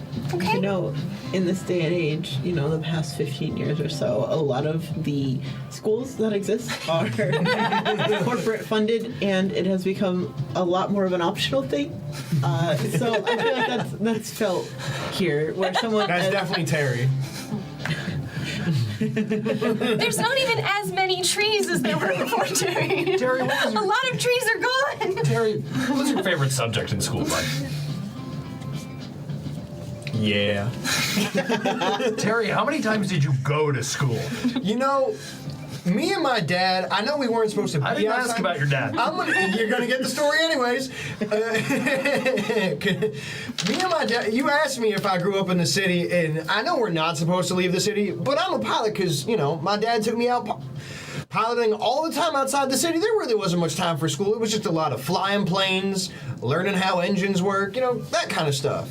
Real survival by your own, yeah. Terry, did you think, genuinely, when you had told us all about your, you know, flying, barn busting past or whatever, barnstorming, that we had all gone, oh yeah, you know those things in cities? Barns in the city. You know, in the city with all the factories and the apartment and the sky rises, right? Barns at the top of them. Well, you know, Terry, I have a more genuine a question. phrase than a description. Oh my God. Anyways, these trees are still bent and broken. That's a white. Really? So you have That's a red Barreled off. pine. That's a blue pine. No, there's no such thing as a blue pine. You're hearing this in your time. I don't know how much you're paying attention to it anymore, as you're just like, Yeah, I think I like lower the volume so I can still hear them if like something big happens, but I'm tuning out this whole conversation. you're like turning down the group call so you can focus on your piloting. Mute the Discord. Are you like, is there any level of like care and precision as you're barreling through the woods, or are you just like tree gone, other Yeah, tree I'm- gone? No, that's a red I'm maple. looking ahead to make because All right. Sorry. I'm definitely looking ahead because I know there's like people there that could be stepped on, but I'm not like But if you hit him with a tree on the way, I'm making sure that I'm have enough time to like stop before I get to people, but I'm not really taking care of the trees. you are not speaking for the trees at this moment. Okay. So yeah, you hurry off. Brickstorm is not the fastest of the group, but he is certainly well equipped to just sort of like barrel through the woods without like particularly paying that much attention. Jackson, Sally, you're looking ahead and seeing like hearing like the very telltale sound of a tree being struck and like on the skyline while the tree's just like slightly bent as if it's been hit but not destroyed. A bent tree. They do bend. And as you do, you see a good, I don't know, 100 feet away or so. There's not that much visibility. This group of people that you were told about, they are on foot.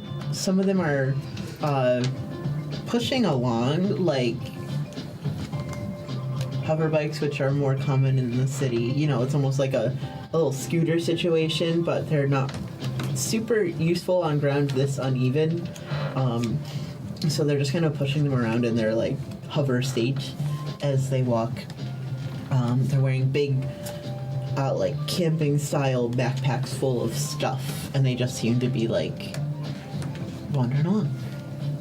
Yes, as you know, Brickstorm barrels along and then gets right up to them. Yeah, I would say by the time you like yeah. stop, they have fully noticed you turned and are like, And then like as like Brickstorm like stops perfectly still and Theodore kind of like stumbles out and just kind of like catches himself. some of them I think are already like taking out weaponry as like they see what is somewhat indistinguishable from the large creatures that are plaguing this forest. And they're all screaming and they're like, "We've got one! Look out, everybody!" And the comms are still open. Are the comms open? You're just hearing the muffled sounds of like, "Everybody!" Like, you hear, like, You just see Jack, the like hoverboard keeps going. Jackson has just stopped. and now as you like pop out of Brickstorm, like, "Friends, you have like 6 or 7 guns pointed at you." Good evening, friends. I am here from the Bastion Corporation. My name is Theodore Luthor. I am here to help. Oh my god, he's dead. They all kind of stare and like look to their leader, who like thinks about it for a minute. Is like, "No, that's one of them engines." I don't think they speak like that because it's New York. They're like, What are these engines doing? upstate New York. They're like, no, hey, that's one of those. That's one of those engines. And then they kind of turn to you, and they like clearly have no idea how to handle this. Like, the one in front kind of tries to look tough and like does not put down their gun. And they're like, "What do you want?" I just like stand like face to face with him, like get even closer to the gun. Hello, you in charge You're here? hearing half of like you're hearing him speak, and then like the muffled like threats from other people. The person in charge, they kind of look like back. They're, you know, a somewhat like muscular person, longish hair,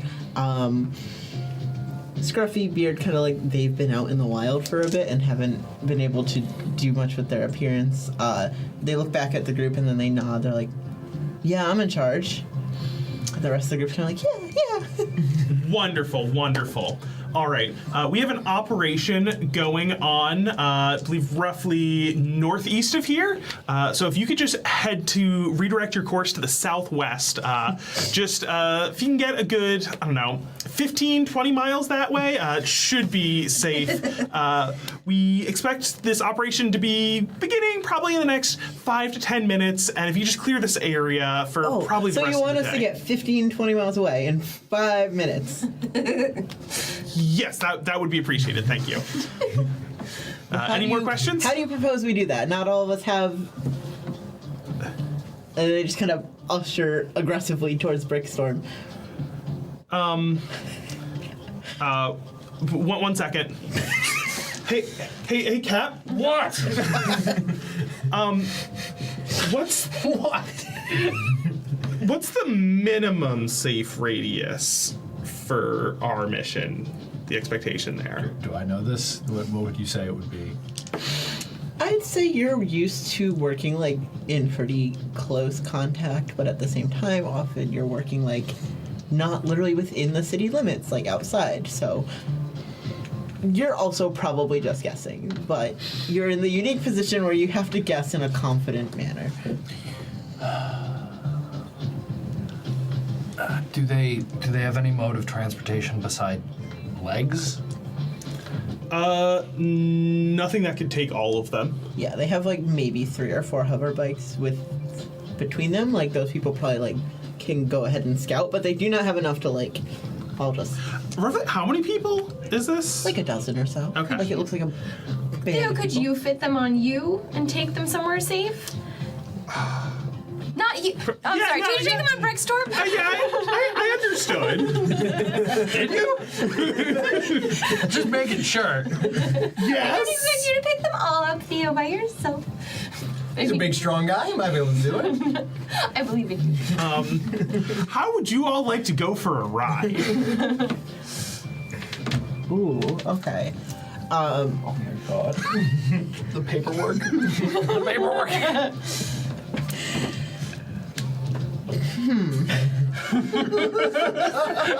That's Always a good sound from your TM. I think this is definitely a risky position, trying to convince them of Yeah. this. If you would like to make a appropriate roll, you can make an argument for any roll, but... I'm gonna say probably concealing how dangerous it would actually be to ride on an you're engine. trying to you're like, yeah, it's perfect. We do this all of the time. Okay, so you can go ahead and make a conceal roll. Can I offer him a D1 with my perfect pitch? Can I use that ability to sing to inspire my allies or soothe the troubled hearts of foes?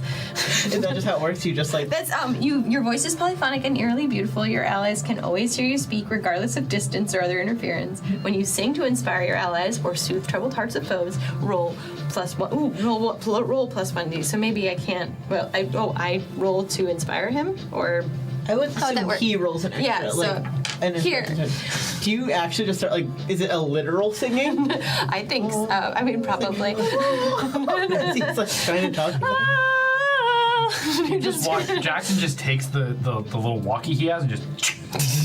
I would say for you specifically, Theodore, like the rousing battle music that Sally is singing to you, you're like, yeah, and you're like, you know, you're ready to give a more heroic speech to them to conceal that you don't know what you're doing. You're like, citizens. Great. There you go. Can I combine that with pushing myself to Yeah, I think add you an can. extra die? Okay. Yeah, absolutely. I think I'm gonna do that. So you're gonna mark as 2 stress. well. Yeah. All right, mark 2 stress. I've got 3 dice to make Got this work. this. 3 ones, baby. Baby. It's a 4. All right. It's a good Yahtzee roll. Well, it's a risky move. It's not desperate. All right. So I do believe that is what we would call a mixed success. This experience for Jackson right now. Oh, dude, he like at one point he just looks up at Hoverboard, who is patched into the comm system, and goes, "Fingers, how bad is it? Like, hold on, how bad is it?" And Hoverboard just goes like,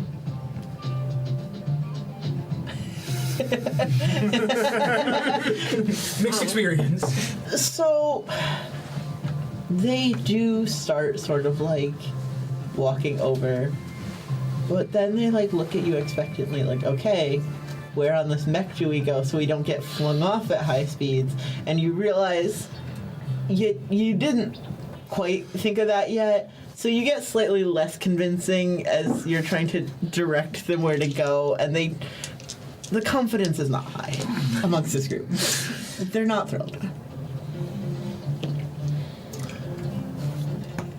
Look, I get it. Like, this thing is terrifying. It's a huge behemoth beyond our comprehension. I do think you're better off spending like 5 minutes with me going slowly. I'll go so slow. I'm like really good at this. Rather than sticking around for the thing that's over there that we're definitely going to take care of. No reason to lose confidence in our ability to take care of stuff like this. But you probably don't want to be near it. We're really good at our jobs, but also part of that job is having you not be here. Okay? Okay. They will kind of follow your haphazard instructions to find seemingly decent areas on Brickstorm with no good surface space. You kind of try to... I don't think it occurs to you that you could maybe like get into Brickstorm at this point to make this easier for them. So it's not like great as you're trying to like help them climb up. And I think through this whole experience you gain another stress because it's just you're really doubting your position as the people person of this group. But that is your mixed success. You do get everyone up on there, and then you hop back into a Brickstorm. I assume you kind of like... Yeah. I think just, very slowly, careful. I mean, like, faster than they could have walked, but, like, as careful as I've ever been in this engine. So you have the pleasure of listening as he awkwardly tries to, like, shuttle this group of people away.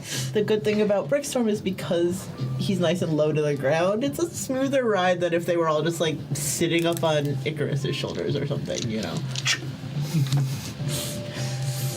It's over. You're doing great, Theo. Did you do it? Yeah, I got it all taken care of, no problems. Good job, Theo. We're so proud of you. You should see these bent trees, Theo. They're pretty cool.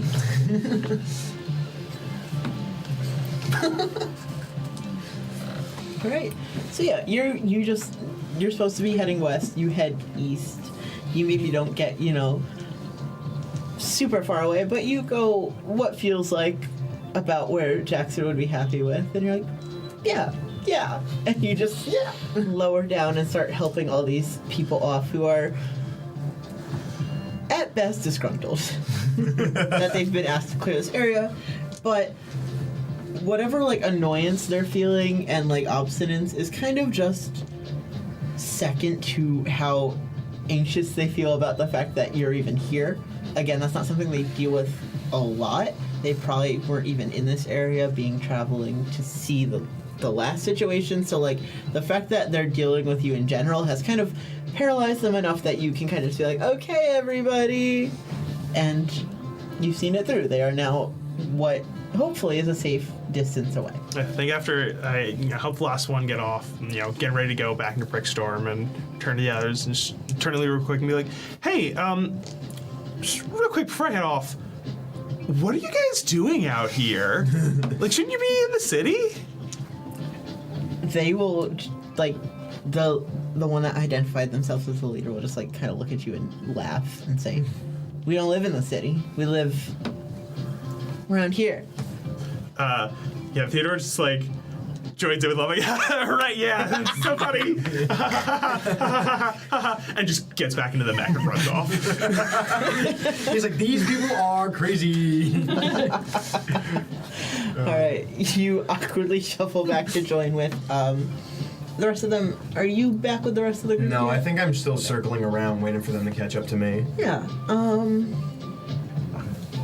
I would say with the amount of time you've spent here, you've definitely been able to kind of look the area over. It's not that hard to find a big 30-foot tall piece of machinery.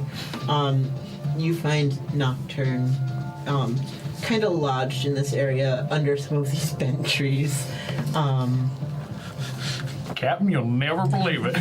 How are the trees bent around Nocturne? Like, are they bent from Nocturne hitting it? Are they bent like it's covering it? Like, It looks like quite a few of them were just bent in the sense that, like, Nocturne hit the ground fast and maybe even slid a little, so Gotcha. a lot of them are, like, and then there's a few things just kind of, like, at this point, on top of Nocturne from probably whatever struggle there was for the rest Gotcha. of them to, like, get out of there. gotcha. They don't look, like, horrifically damaged from what you can see from here. Yeah. Gotcha. So I'm definitely gonna radio that in. I'm gonna be like, I found Nocturne. That would probably explain why the trees are bent, because it looks like Nocturne and Elena got thrown a bit. Does it look like a crash landing, or does it look like a throw? Is Nocturne on like back, stomach? Can I tell? Yeah, it looks kind of like Nocturne and thus Elena were hit, probably somewhere in like the chest region, and then just like fell down and slid as they Gotcha. Elena lost control of the back. Gotcha. If I had to throw a guess out there, looks like crashing from an attack. Probably lost control. Definitely a little bit of damage to the chest, it looks like. Nocturne doesn't look that beat up, but there's definitely some wear and tear from a battle that tossed them to where they are now. Is Nocturne an airborne one? No. Nocturne is extremely fast and has thrusters in the leg that let them kind of like glide and do cool jumps, but they're aerial in the sense that they can kind of like jump up. They don't fly.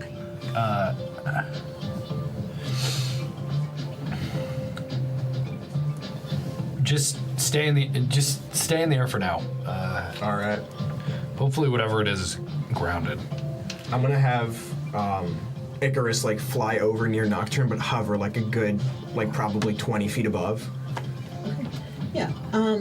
I'd say as you get kind of closer, you can see that like part of the reason you're not seeing a lot of damage to the chest is Nocturne did what they could to sort of like repair. It's almost like the metal is scarred.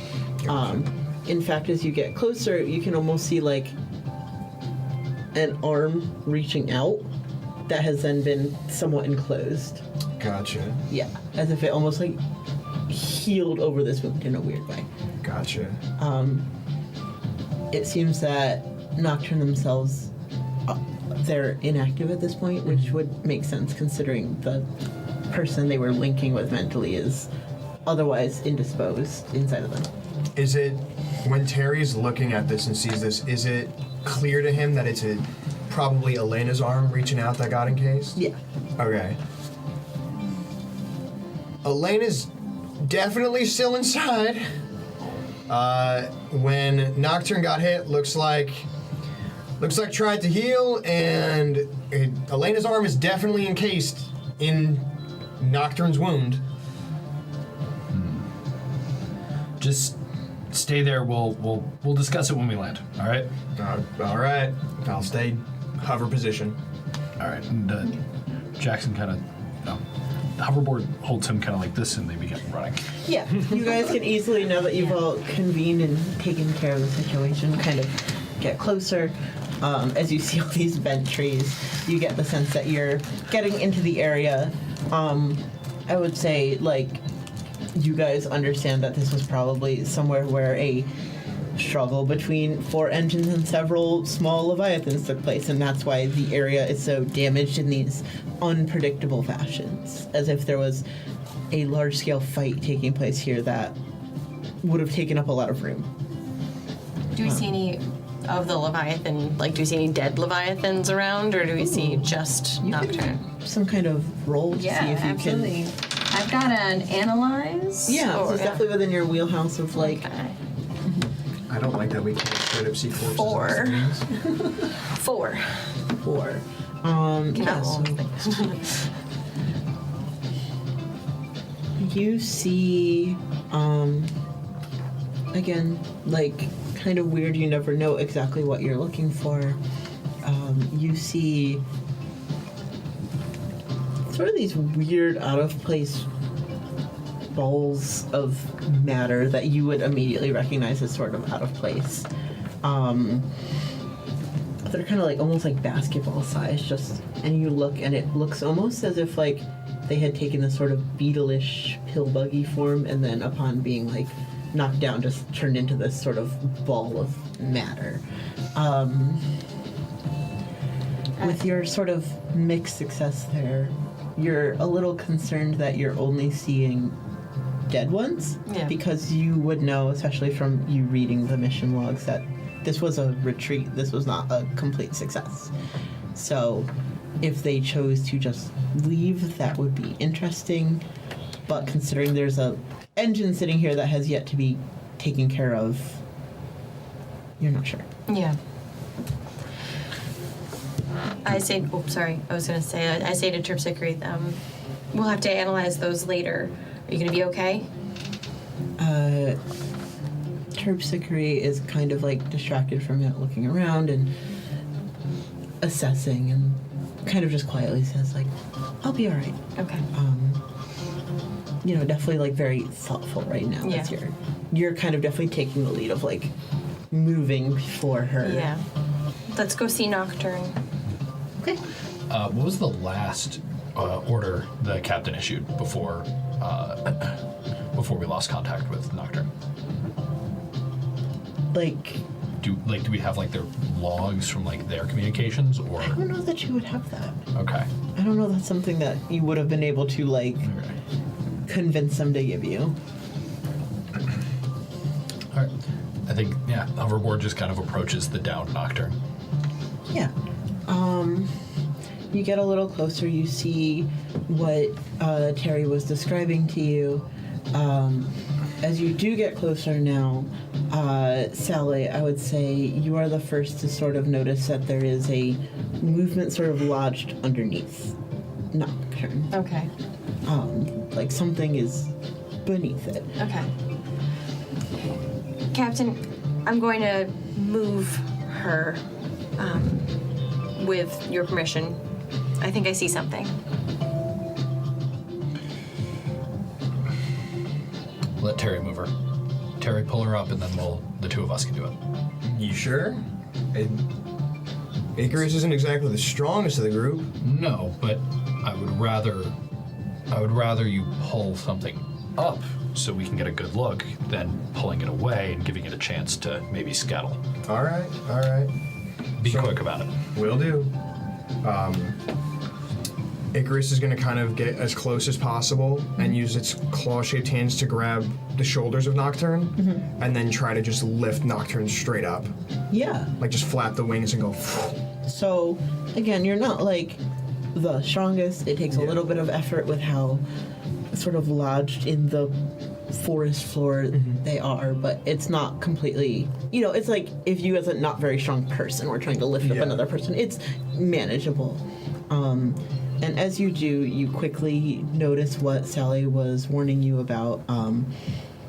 Underneath this thing. What? Sorry, what? I don't know what you're talking about. There's several things that scuttle quickly. They're both on the ground now, and some of them are just still on the mech. So there may be, like, again, like these basketball-sized creatures that sort of, like, pop open and start skittering around. And you would recognize them, again, not as, like, the most threatening Leviathans you've ever seen, but they are spawn of the Leviathans that are kind of like, now that Nocturne is up, you see kind of almost like picking away at it. Do the ones on Nocturne start scuttling up to Icarus? Oh, yeah, like right away. Okay. I think in the sudden movement of the Leviathans, Terry definitely freaks for a second. Like, it catches him off guard. It's not like a freak out, but it's like, oh, what? And Icarus drops Nocturne. Okay. I would try and catch. I would try. I know I'm very slender, but I would try. I think Jackson, when you try to catch, like, looks at you and goes like, let it crush them. Like, I'm here for science. Okay. And Make a, if you want to, Yeah. a flow roll. All right. To see Then I if have you to can push sort myself. of. Yeah. Okay. So you're gonna work 2 stress. That's fine. That's a 1. So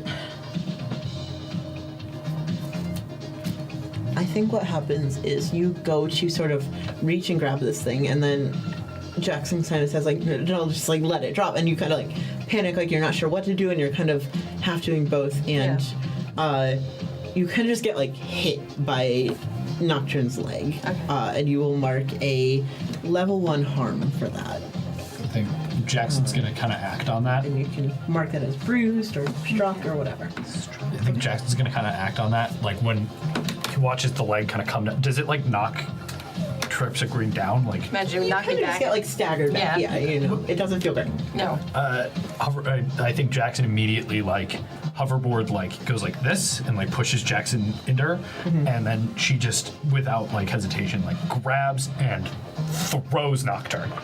Okay. Like not throws, but like tries to get it out of the way. Sure. Do you want to try and make a roll for that? Yeah.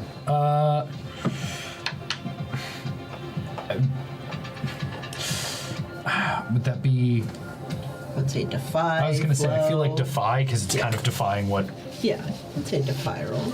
Okay. Don't forget, you guys. It's a have- 4. Okay. So you'll mark the 2 stress from that. Don't forget that you guys have your own little abilities. You can also choose to transcend while you are within your mechs, as you're sort of like, you don't have to be within them, but when you're really like sunk up with them in a specific way, Yeah. you gain access to that transcendent ability as well as your team transcendent ability. In order, you chuck this thing.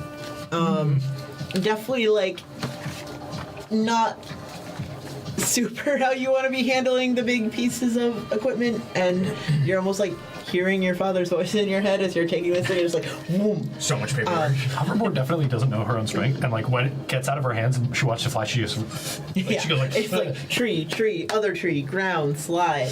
But you definitely managed to just squash a really good amount of these things that are still on the back of it. Did a bunch of them get on Icarus? Like, are they on Icarus right Yeah, now? and Okay. they're starting to just kind of like chew. Gotcha.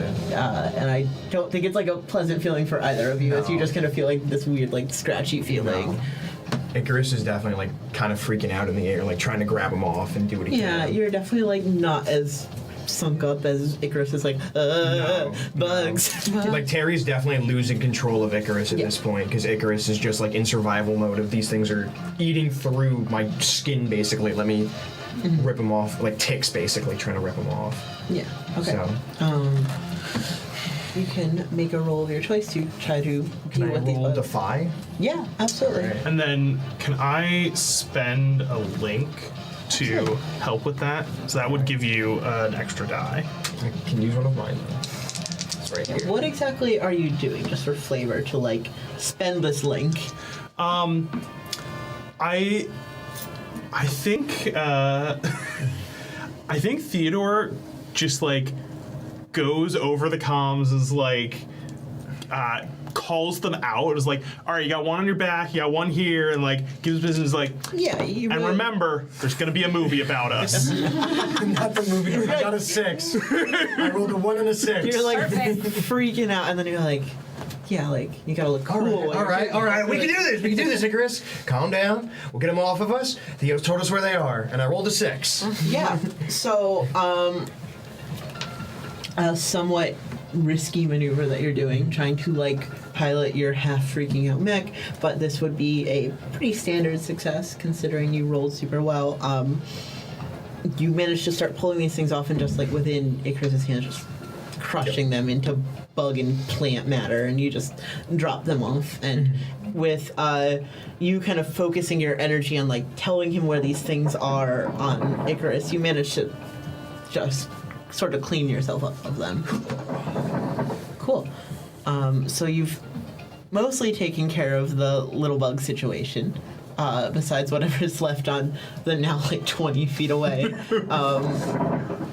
engine. I guess. I think Theodore's confident at this point and is Oh no!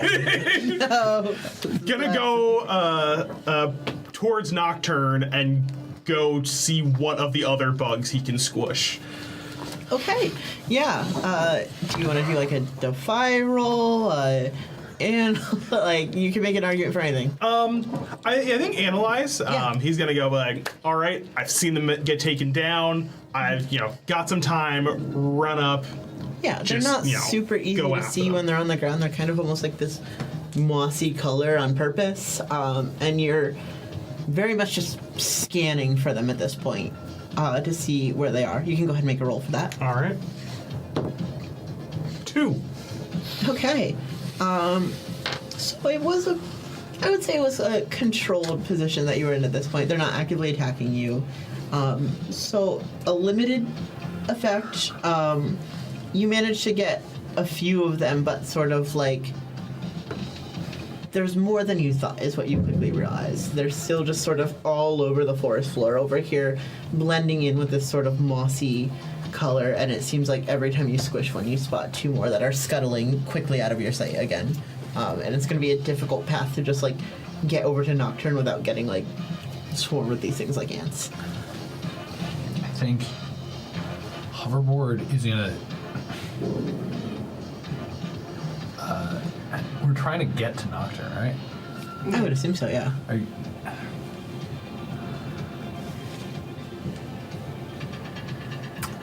I think I have 2 ideas in my head. They're both kind of bad. Let it rip. Do you have one? Yeah. Go ahead. So Cook. Icarus's wings are able to detach and become shields, like on the arms. I think Terry's gonna be like, he's gonna get on the comms and be like, I can detach Icarus's wings. We can make them into shields, and we can just push right past these things. We can just force them back until we get to Nocturne. I can use what little power my thrusters have. You guys can get behind me, and we can just plow right through them.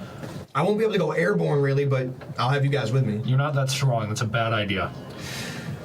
Feels got like a the better only one. idea. Okay. Hoverboard is going to go up behind Brickstorm and go, I need you to trust me. You trust? Always do. All right. And she is going to kind of deadlift squat Brickstorm and just up and push through the tree line. All right. Like a basketball through a wash of middle schoolers. Just bang. Brickstorm just like instinctively like balls up to get like. Fastball special, baby. Yeah. All right. Just You wanna Bug go Boys ahead doing what Bug and- Boys wanna make do. a roll? I'm going to roll. I'm going to roll using another one of Hoverboard's links. Sure. As to add one. And then. So probably just like a defy roll to put a name to it. Yeah, And and you're then- using a link. All right. Defy roll on a link. Say 5. Yeah. So this is somewhat like within your wheelhouse, you know.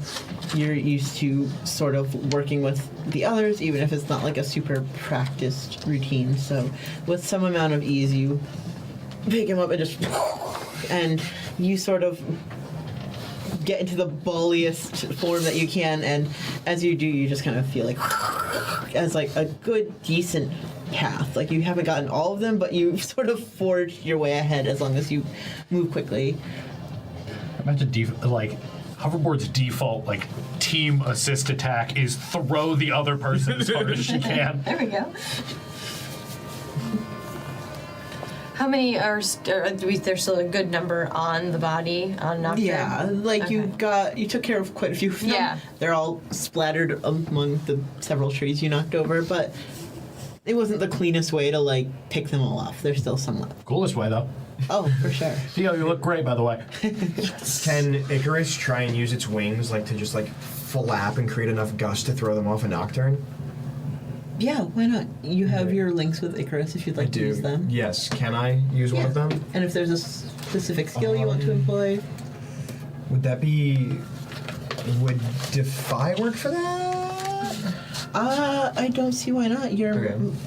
facing opposition head on.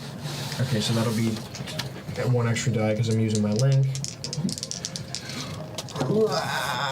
I got a double 5. Nice. Okay. So 5. Yeah, you manage to just sort of like push them all back, and that's still sort of like a partial success, just simply because they don't, die from this. But you've managed to get them off of Nocturne in such a way that if you can work quickly enough, you can probably extract Nocturne from this situation over here. Can I try and swoop in to grab Nocturne now that it's clear? Can Icarus try and Yeah, I would say kind of bouncing off that last roll, you do. It's not like not the easiest thing. You're not moving fast. You will probably need some assistance within the next couple seconds, but you're pulling Nocturne away from the bugs that you just shot off of. Yeah, I think I'm probably there to be able to kind of like help lift Nocturne up to you, and also maybe like just swat away bugs. Yeah. I don't think you even really need a roll for that. You guys, through the power of friendship and teamwork, pull Nocturne kind of out of this area where what remains of the bugs are congregated and sort of out of the way. Once is it at a safe spot now? It's away from bugs. I think your attention is turned to, if not just completely eradicating all of these Leviathans, to figuring out a way to remove Elena from Nocturne so that you can put Nocturne in like backpack form. That's what I'm going to try and go over to where they are now that they've gotten a safe space. Yeah, you've kind of got a safe spot. I would imagine you're kind of doing your thing to keep the bugs away. I'm still like hovering and flapping my wings to try and keep a distance. And Sally is kind of the one to go try to see if you can deal with this inactive engine. I take a look at the fused metal scar, and have I seen anything like this before? I don't know how many damaged mechs you've really gotten to like study. Again, like as much as you like to look at them, this is not something they really are like, oh, we got a damaged mech, Sally, come take a look. Yeah, A lot of your research is very much on your own time as you get an ability to. Yeah. So you've maybe seen like, Terpsichore gets like a scratch on her, and then with you tending to it, she's able to heal. But you've never seen like a severe wound like this that just like improperly sealed itself up. It's growing so strangely. And I try and touch it to see if in Terpsichore, to see if I can figure out how to get her, because we've gotten into our own mechs before, but we've never, I'm trying to get her out to try and I'm going to try and make a physical contact with Nocturne in Terpsichore to try and, get her out in a way that, to see if I can contact the mech at all. Yeah, as you sort of reach out and, Terpsichore almost touches, this wound, you see Nocturne muster some strength to, these sort of metallic vines shoot out from his chest and almost just create a protective barrier around this arm. Very obvious it doesn't want you to touch it or touch Elena. I think does Hoverboard see that? Does Jackson and Hoverboard see that? I mean, if you're over there, I don't see why not. Yeah. Okay. I think it's probably not going to let us do anything while we're in the engines, right? Why don't we do this? You two, pillbug duty. Hoverboard will drag her over to a clearing, and you and I, the mechanists, will get her out somehow, right? Yeah. Okay. That's the plan.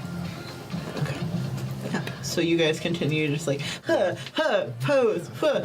pillbugs flying in the air, getting squashed. And you two a safe, 50, 100 feet from, the dynamic duo over here. You turn your attention on trying to talk to this, or communicate in such a way with this barely conscious mech, Before I leave Terpsichore, because I want to, I do think that I need to, you'd be a person I ask, is there any way that we can try and talk to her so that she knows that we're not a threat?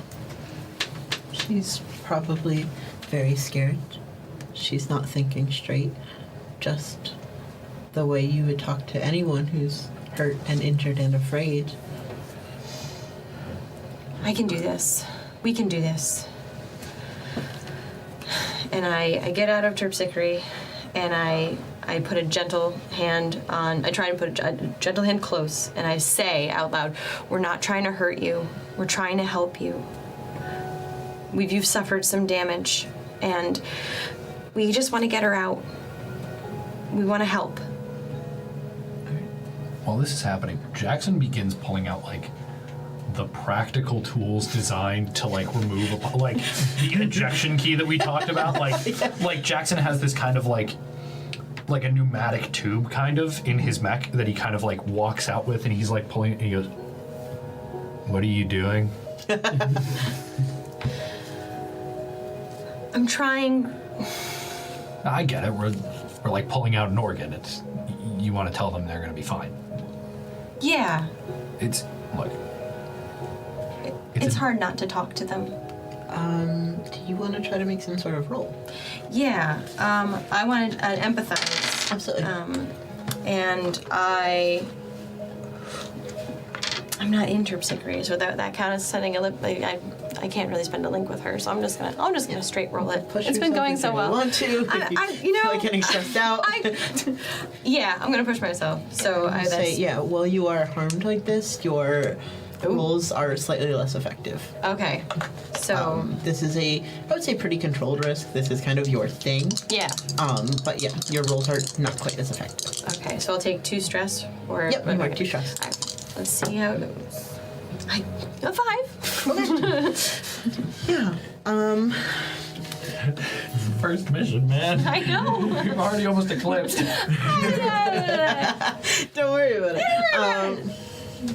So you kind of talk calmly, and you are stressed. You know, like you are sort of feeling your feelings. You know, Terpsichore is watching. You know, this mech is injured and hurt and afraid, and that's all very difficult for you to like be the calm person in this.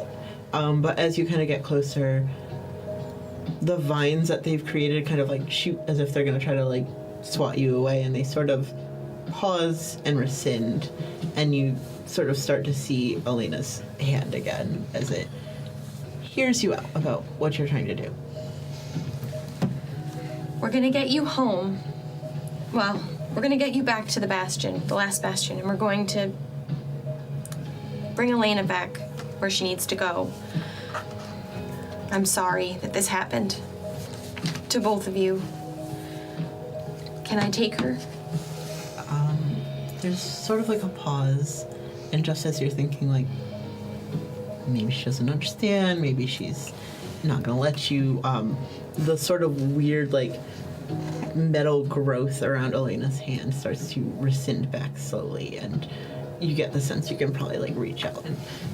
Okay, so I reach and I grab Elena's corpse. Yeah. And I pull her out, and Jackson, can you help me, please? Yeah, I got you. He kind of like just grabs and he just slowly pulls. As unpleasant as it is, she's been decently, like, it hasn't been that long. She's also, like, somewhat preserved within Nocturne. You can tell she probably got struck somewhere vital when that damage happened, and there's blood loss and stuff like that. But besides that, it's not, like, as horrible as it could be. As you remove Elena from Nocturne, there's this piercing, like, insectoid sound that at first you think, like, you're hurting them, but you understand that as you're removing Elena from Nocturne, this is, like, a sound of distress. Like, they're just feeling their feelings as you remove their pilot. But as you kind of take Elena from them, they are able to sit up slowly on their own, and they are still very, like, lethargic, and some of that's just being upset, and some of that is just, you know, being injured, but they are able to sort of sit up properly for the first time. Do you want to try and get her more compact? I think she might. I think it would work. All right, And Jackson kind of like reaches into the kind of pneumatic tube. He like separates it. It's got like this kind of foam. It's like a couple instruments in it. And he pulls out this kind of like, it almost looks like a big syringe, right? With like this kind of cross thing on the end of it. And he walks over and he goes, and he just like very like, he like kind of hesitating, he kind of like, and then jams it right into the kind of chest cavity and twists it. And the goal is these are like keys to try to like force the plants to kind of like congeal and compact. Nocturne doesn't really fight you at this point. They're used to this. You're used to this as you sort of like use this instrument in such a way that they slowly sort of like start to compress in on themselves, and before your eyes in a matter of like seconds just start to compress into a more like rectangular form, and then smaller and smaller until they're essentially like a big brick of material that you can slip into. I'm gonna do something really quick. Okay. I'm sure I have like a tool or a tablet or something to inspect like certain components. Is there like an ejection key or some kind of like any of the emergency stuff that we have to get out of the mechs inside of it, or was she planning on being the one to go down with the ship? Is kind of what I'm trying to figure out. Yes, there would have been materials to like eject and stuff. You're uncertain the point of failure at this point. It is hard to tell whether she chose not to press it, or if she was trying to like separate herself from her engine. Like what you can tell from like her injury is that she was going to die. Whether she chose to die within her engine or whether her engine like resisted the eject to keep her in there, to keep her safe, is unclear. So there was either the two explanations that you can think of that would make sense are either that she chose to stay within her engine or her engine resisted the eject to keep her safe. I'm with her body, and I'd like to, if I've got my equipment to take samples of like plants and things and the Leviathans that I discover, I'd like to take a sample of her. Like of her body. I'd like to sample Elena and not make a big deal. How do you sample Elena? Not a large sample. You can like just a blood sample or like a blood or like a biopsy, something that you stick in like your little kit to nothing examine. huge, nothing. Are you being secretive about this, or is this? I'm not being super secretive about it, but I'm not making a big deal. Like gonna sample Elena now, guys. You maybe take a couple of things that you know you can study, like a piece of her hair, a quick like scratching of her skin. It's easy enough to get like a blood sample. Yeah. Nothing like crazy or evasive. No, I'm very. None of you are looking at Sally and be like, you do understand Why are that you biopsying that corpse? I do understand she's a I just want to scientist. see how her fingers She taste. studies these things, We've never studied it. We've never been able to study this, and it looks like they were connected at the moment that they died, and I think we could learn a lot. I'm sure we could. Not it for holding the corpse in my hand. I'll hold the corpse. All right, cool. That's all. I think at this point Terpsichore would like very gently take Elena's body and just like hold her in her hand in such a way that she's like protected but carefully held, so that nobody has to deal with the unpleasant task of like dealing with this. Yeah. And I think that is a decent spot to wrap up the mission and say you have done what you came here to achieve. So it's easy enough, it's very practiced for you to return to the space station. You would, I assume, hand in Nocturne as you were instructed to do, and they will take care of Elena and make sure that she is, properly cremated, given a burial or whatever, sort of thing. Who do we hand Nocturne into? I would assume your dad. Oh, great. He It's doesn't not- do we don't that. we don't hand it to Draco or anything. The It second just they goes straight up. the second they land, he like immediately starts walking with the cube. Like Hoverboard is holding the cube and they're walking back to the hangar, like on their own kind of initiative. Yeah, I don't think necessarily. No, you are big machines. They do notice you coming back. You know, your dad is waiting for you there as you're like coming into the hangar, and you just kind of like, I assume, turn and take this thing to like an opposite area of the hangar rather than even address him. Yeah. He doesn't stop you, All right. but I think you would know him, and you get the sense that like he's going to get his hands on that thing unless you like attempt to hide it or like make a big issue of this. He's probably just gonna like let you do what you need to do to feel like you're, you know, getting your way, and then take it when you're not. Like, I think you know him well enough that's like. I think walking past, I kind of like take a beat, and I kind of take your hoverboard is holding it, and I go, Pilot Trav'l, why don't you join? Why don't you and Icarus join Hoverboard and make sure Nocturne gets back to the hangar safe? Terry doesn't really say anything. He just kind of goes along with it because he kind of wanted to carry Nocturne back but didn't get the chance to. Mm-hmm. So he just kind of nods and still within Icarus. So Icarus nods and they move with Hoverboard. And with that, Jackson kind of takes a beat and goes over to his dad.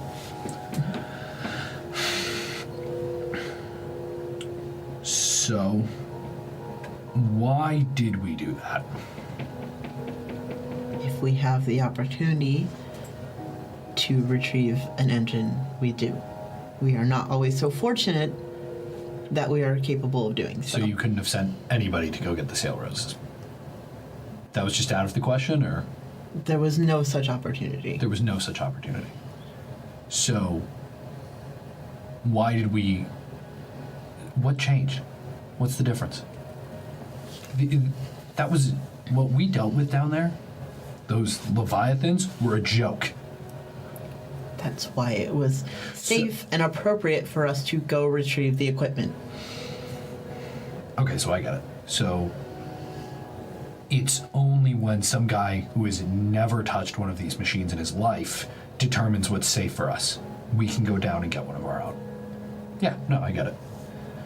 Fine. We'll hold on to Nocturne and, you know. Nocturne will return back to the Bastion to be reassigned after undergoing routine maintenance. Nocturne will remain in the hangar until we figure out what happened inside of it. That is not your choice to make. It doesn't matter if it's not my choice. If you care about my safety or the safety of the rest of this crew, you'll let it be my choice.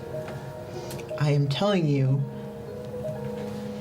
the Bastion Corporation will be retaking EO3 as soon as it is underwent routine maintenance. Then tell them maintenance is going to take longer. I walk over to the general and I say, General Eiffel, can we please be the team to conduct this maintenance on Nocturne? I think that we have a special relationship with this mech and with this pilot, and it would be in their best interest if we can perform this maintenance and discover the flaw in the system that caused the accident on the planet, on Earth. Our planet.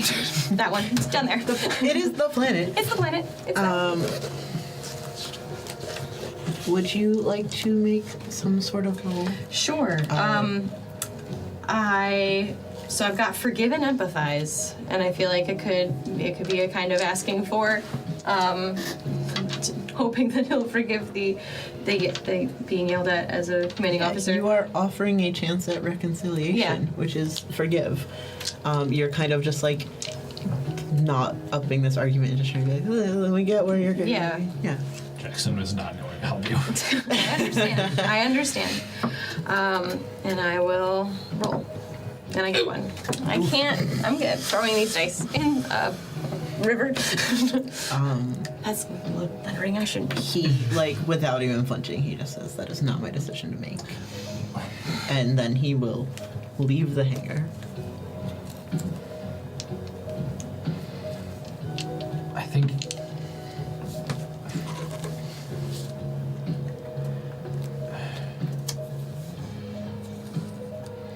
Theodore gets Brickstorm stowed away and pops out. I was like, we did it, guys! God, okay. And Terry's off like elsewhere with Nocturne and Hoverboard and Icarus, so. I think Jackson's going to kind of go after his dad and try to pester him more, just on their own. But he kind of turns to Sally and he goes, look, I don't know what your relationship with these things is. I am not going to question that right now. All I know is that, from what I can tell, either she didn't want to leave or that thing didn't want to let her go. Until I figure out which it is, I don't feel safe with any of you getting into them. You are going to tell it to unfurl and to not recompact, no matter what, right? Even if that means killing the next person who puts in it or who puts a compaction key in it. Even if it means that. You want me to sabotage Nocturne? I want you to make it so that it never leaves the hangar until we say it's okay. I know that you're upset, but this could result in more deaths if they take this away from us. What's going to result in more deaths? If they try and shove a pilot in it without it being properly bonded, if we mess this up, I don't want to see more people die, Jackson. Yeah, I don't either. What happens the next time we go down there and it kicks Hoverboard in the chest and Hoverboard doesn't let me go? We have ejection keys in these things for a reason. These are massive, scary machines. I'm scared of them. You should be scared of them. The fact that there was even a chance of a failure like this is not something we should let go. I don't trust some stupid science team of doctorate students to throw together an explanation for what happened. Look. Then I think you should trust me. I do. That's why I'm saying we sabotage it. And don't use the word sabotage. I shouldn't have said that. Appropriately, I've rolled our Fallout die for this episode. Dissent has spread within the space station.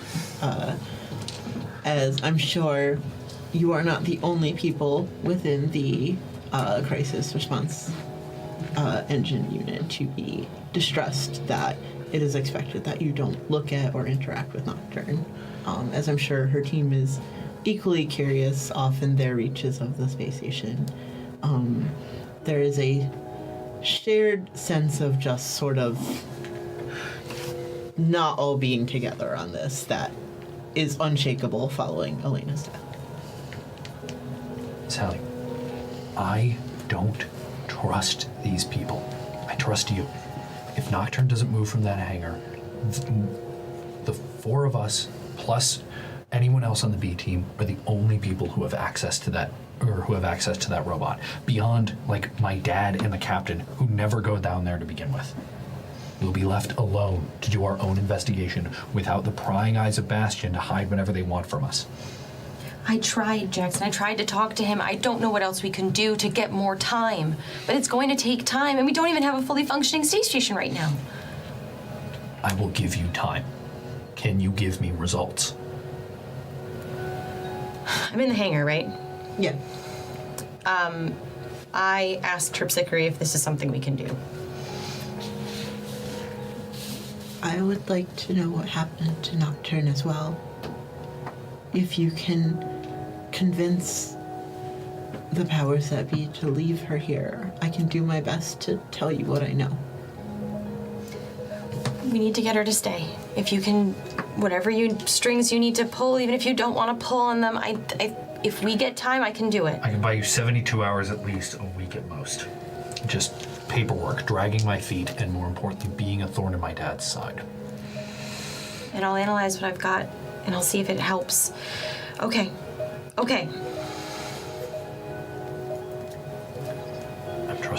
putting a lot into you, right? I can do this, Jackson. I'm sure you can, right? Okay. If you're confident, then I'm confident, right? I'm not asking you to help me, I'm asking you to do your job. Got it? That's what I do. As far as you're aware, I never asked you to do anything. I don't know what you're talking about. Exactly. Did the other two hear this? I mean, I went off with Hoverboard and Icarus. Wherever they ended up, I ended up. Yeah, Yeah. I think you're at opposite points of the hangar. Okay. as all of you are sort of dealing with the gravity of this situation in your own way, I think that is where we will leave this episode. Deception and sabotage. Thank you so much, everybody, for joining us tonight. Again, if you enjoyed what you see here, feel free to smash that subscribe button, hit that bell, and you can find us just about anywhere at Tabletop Gaming CT. Thank you so much, and we will see you next week on the 12th. Have a good one. Bye. Good night. Bye.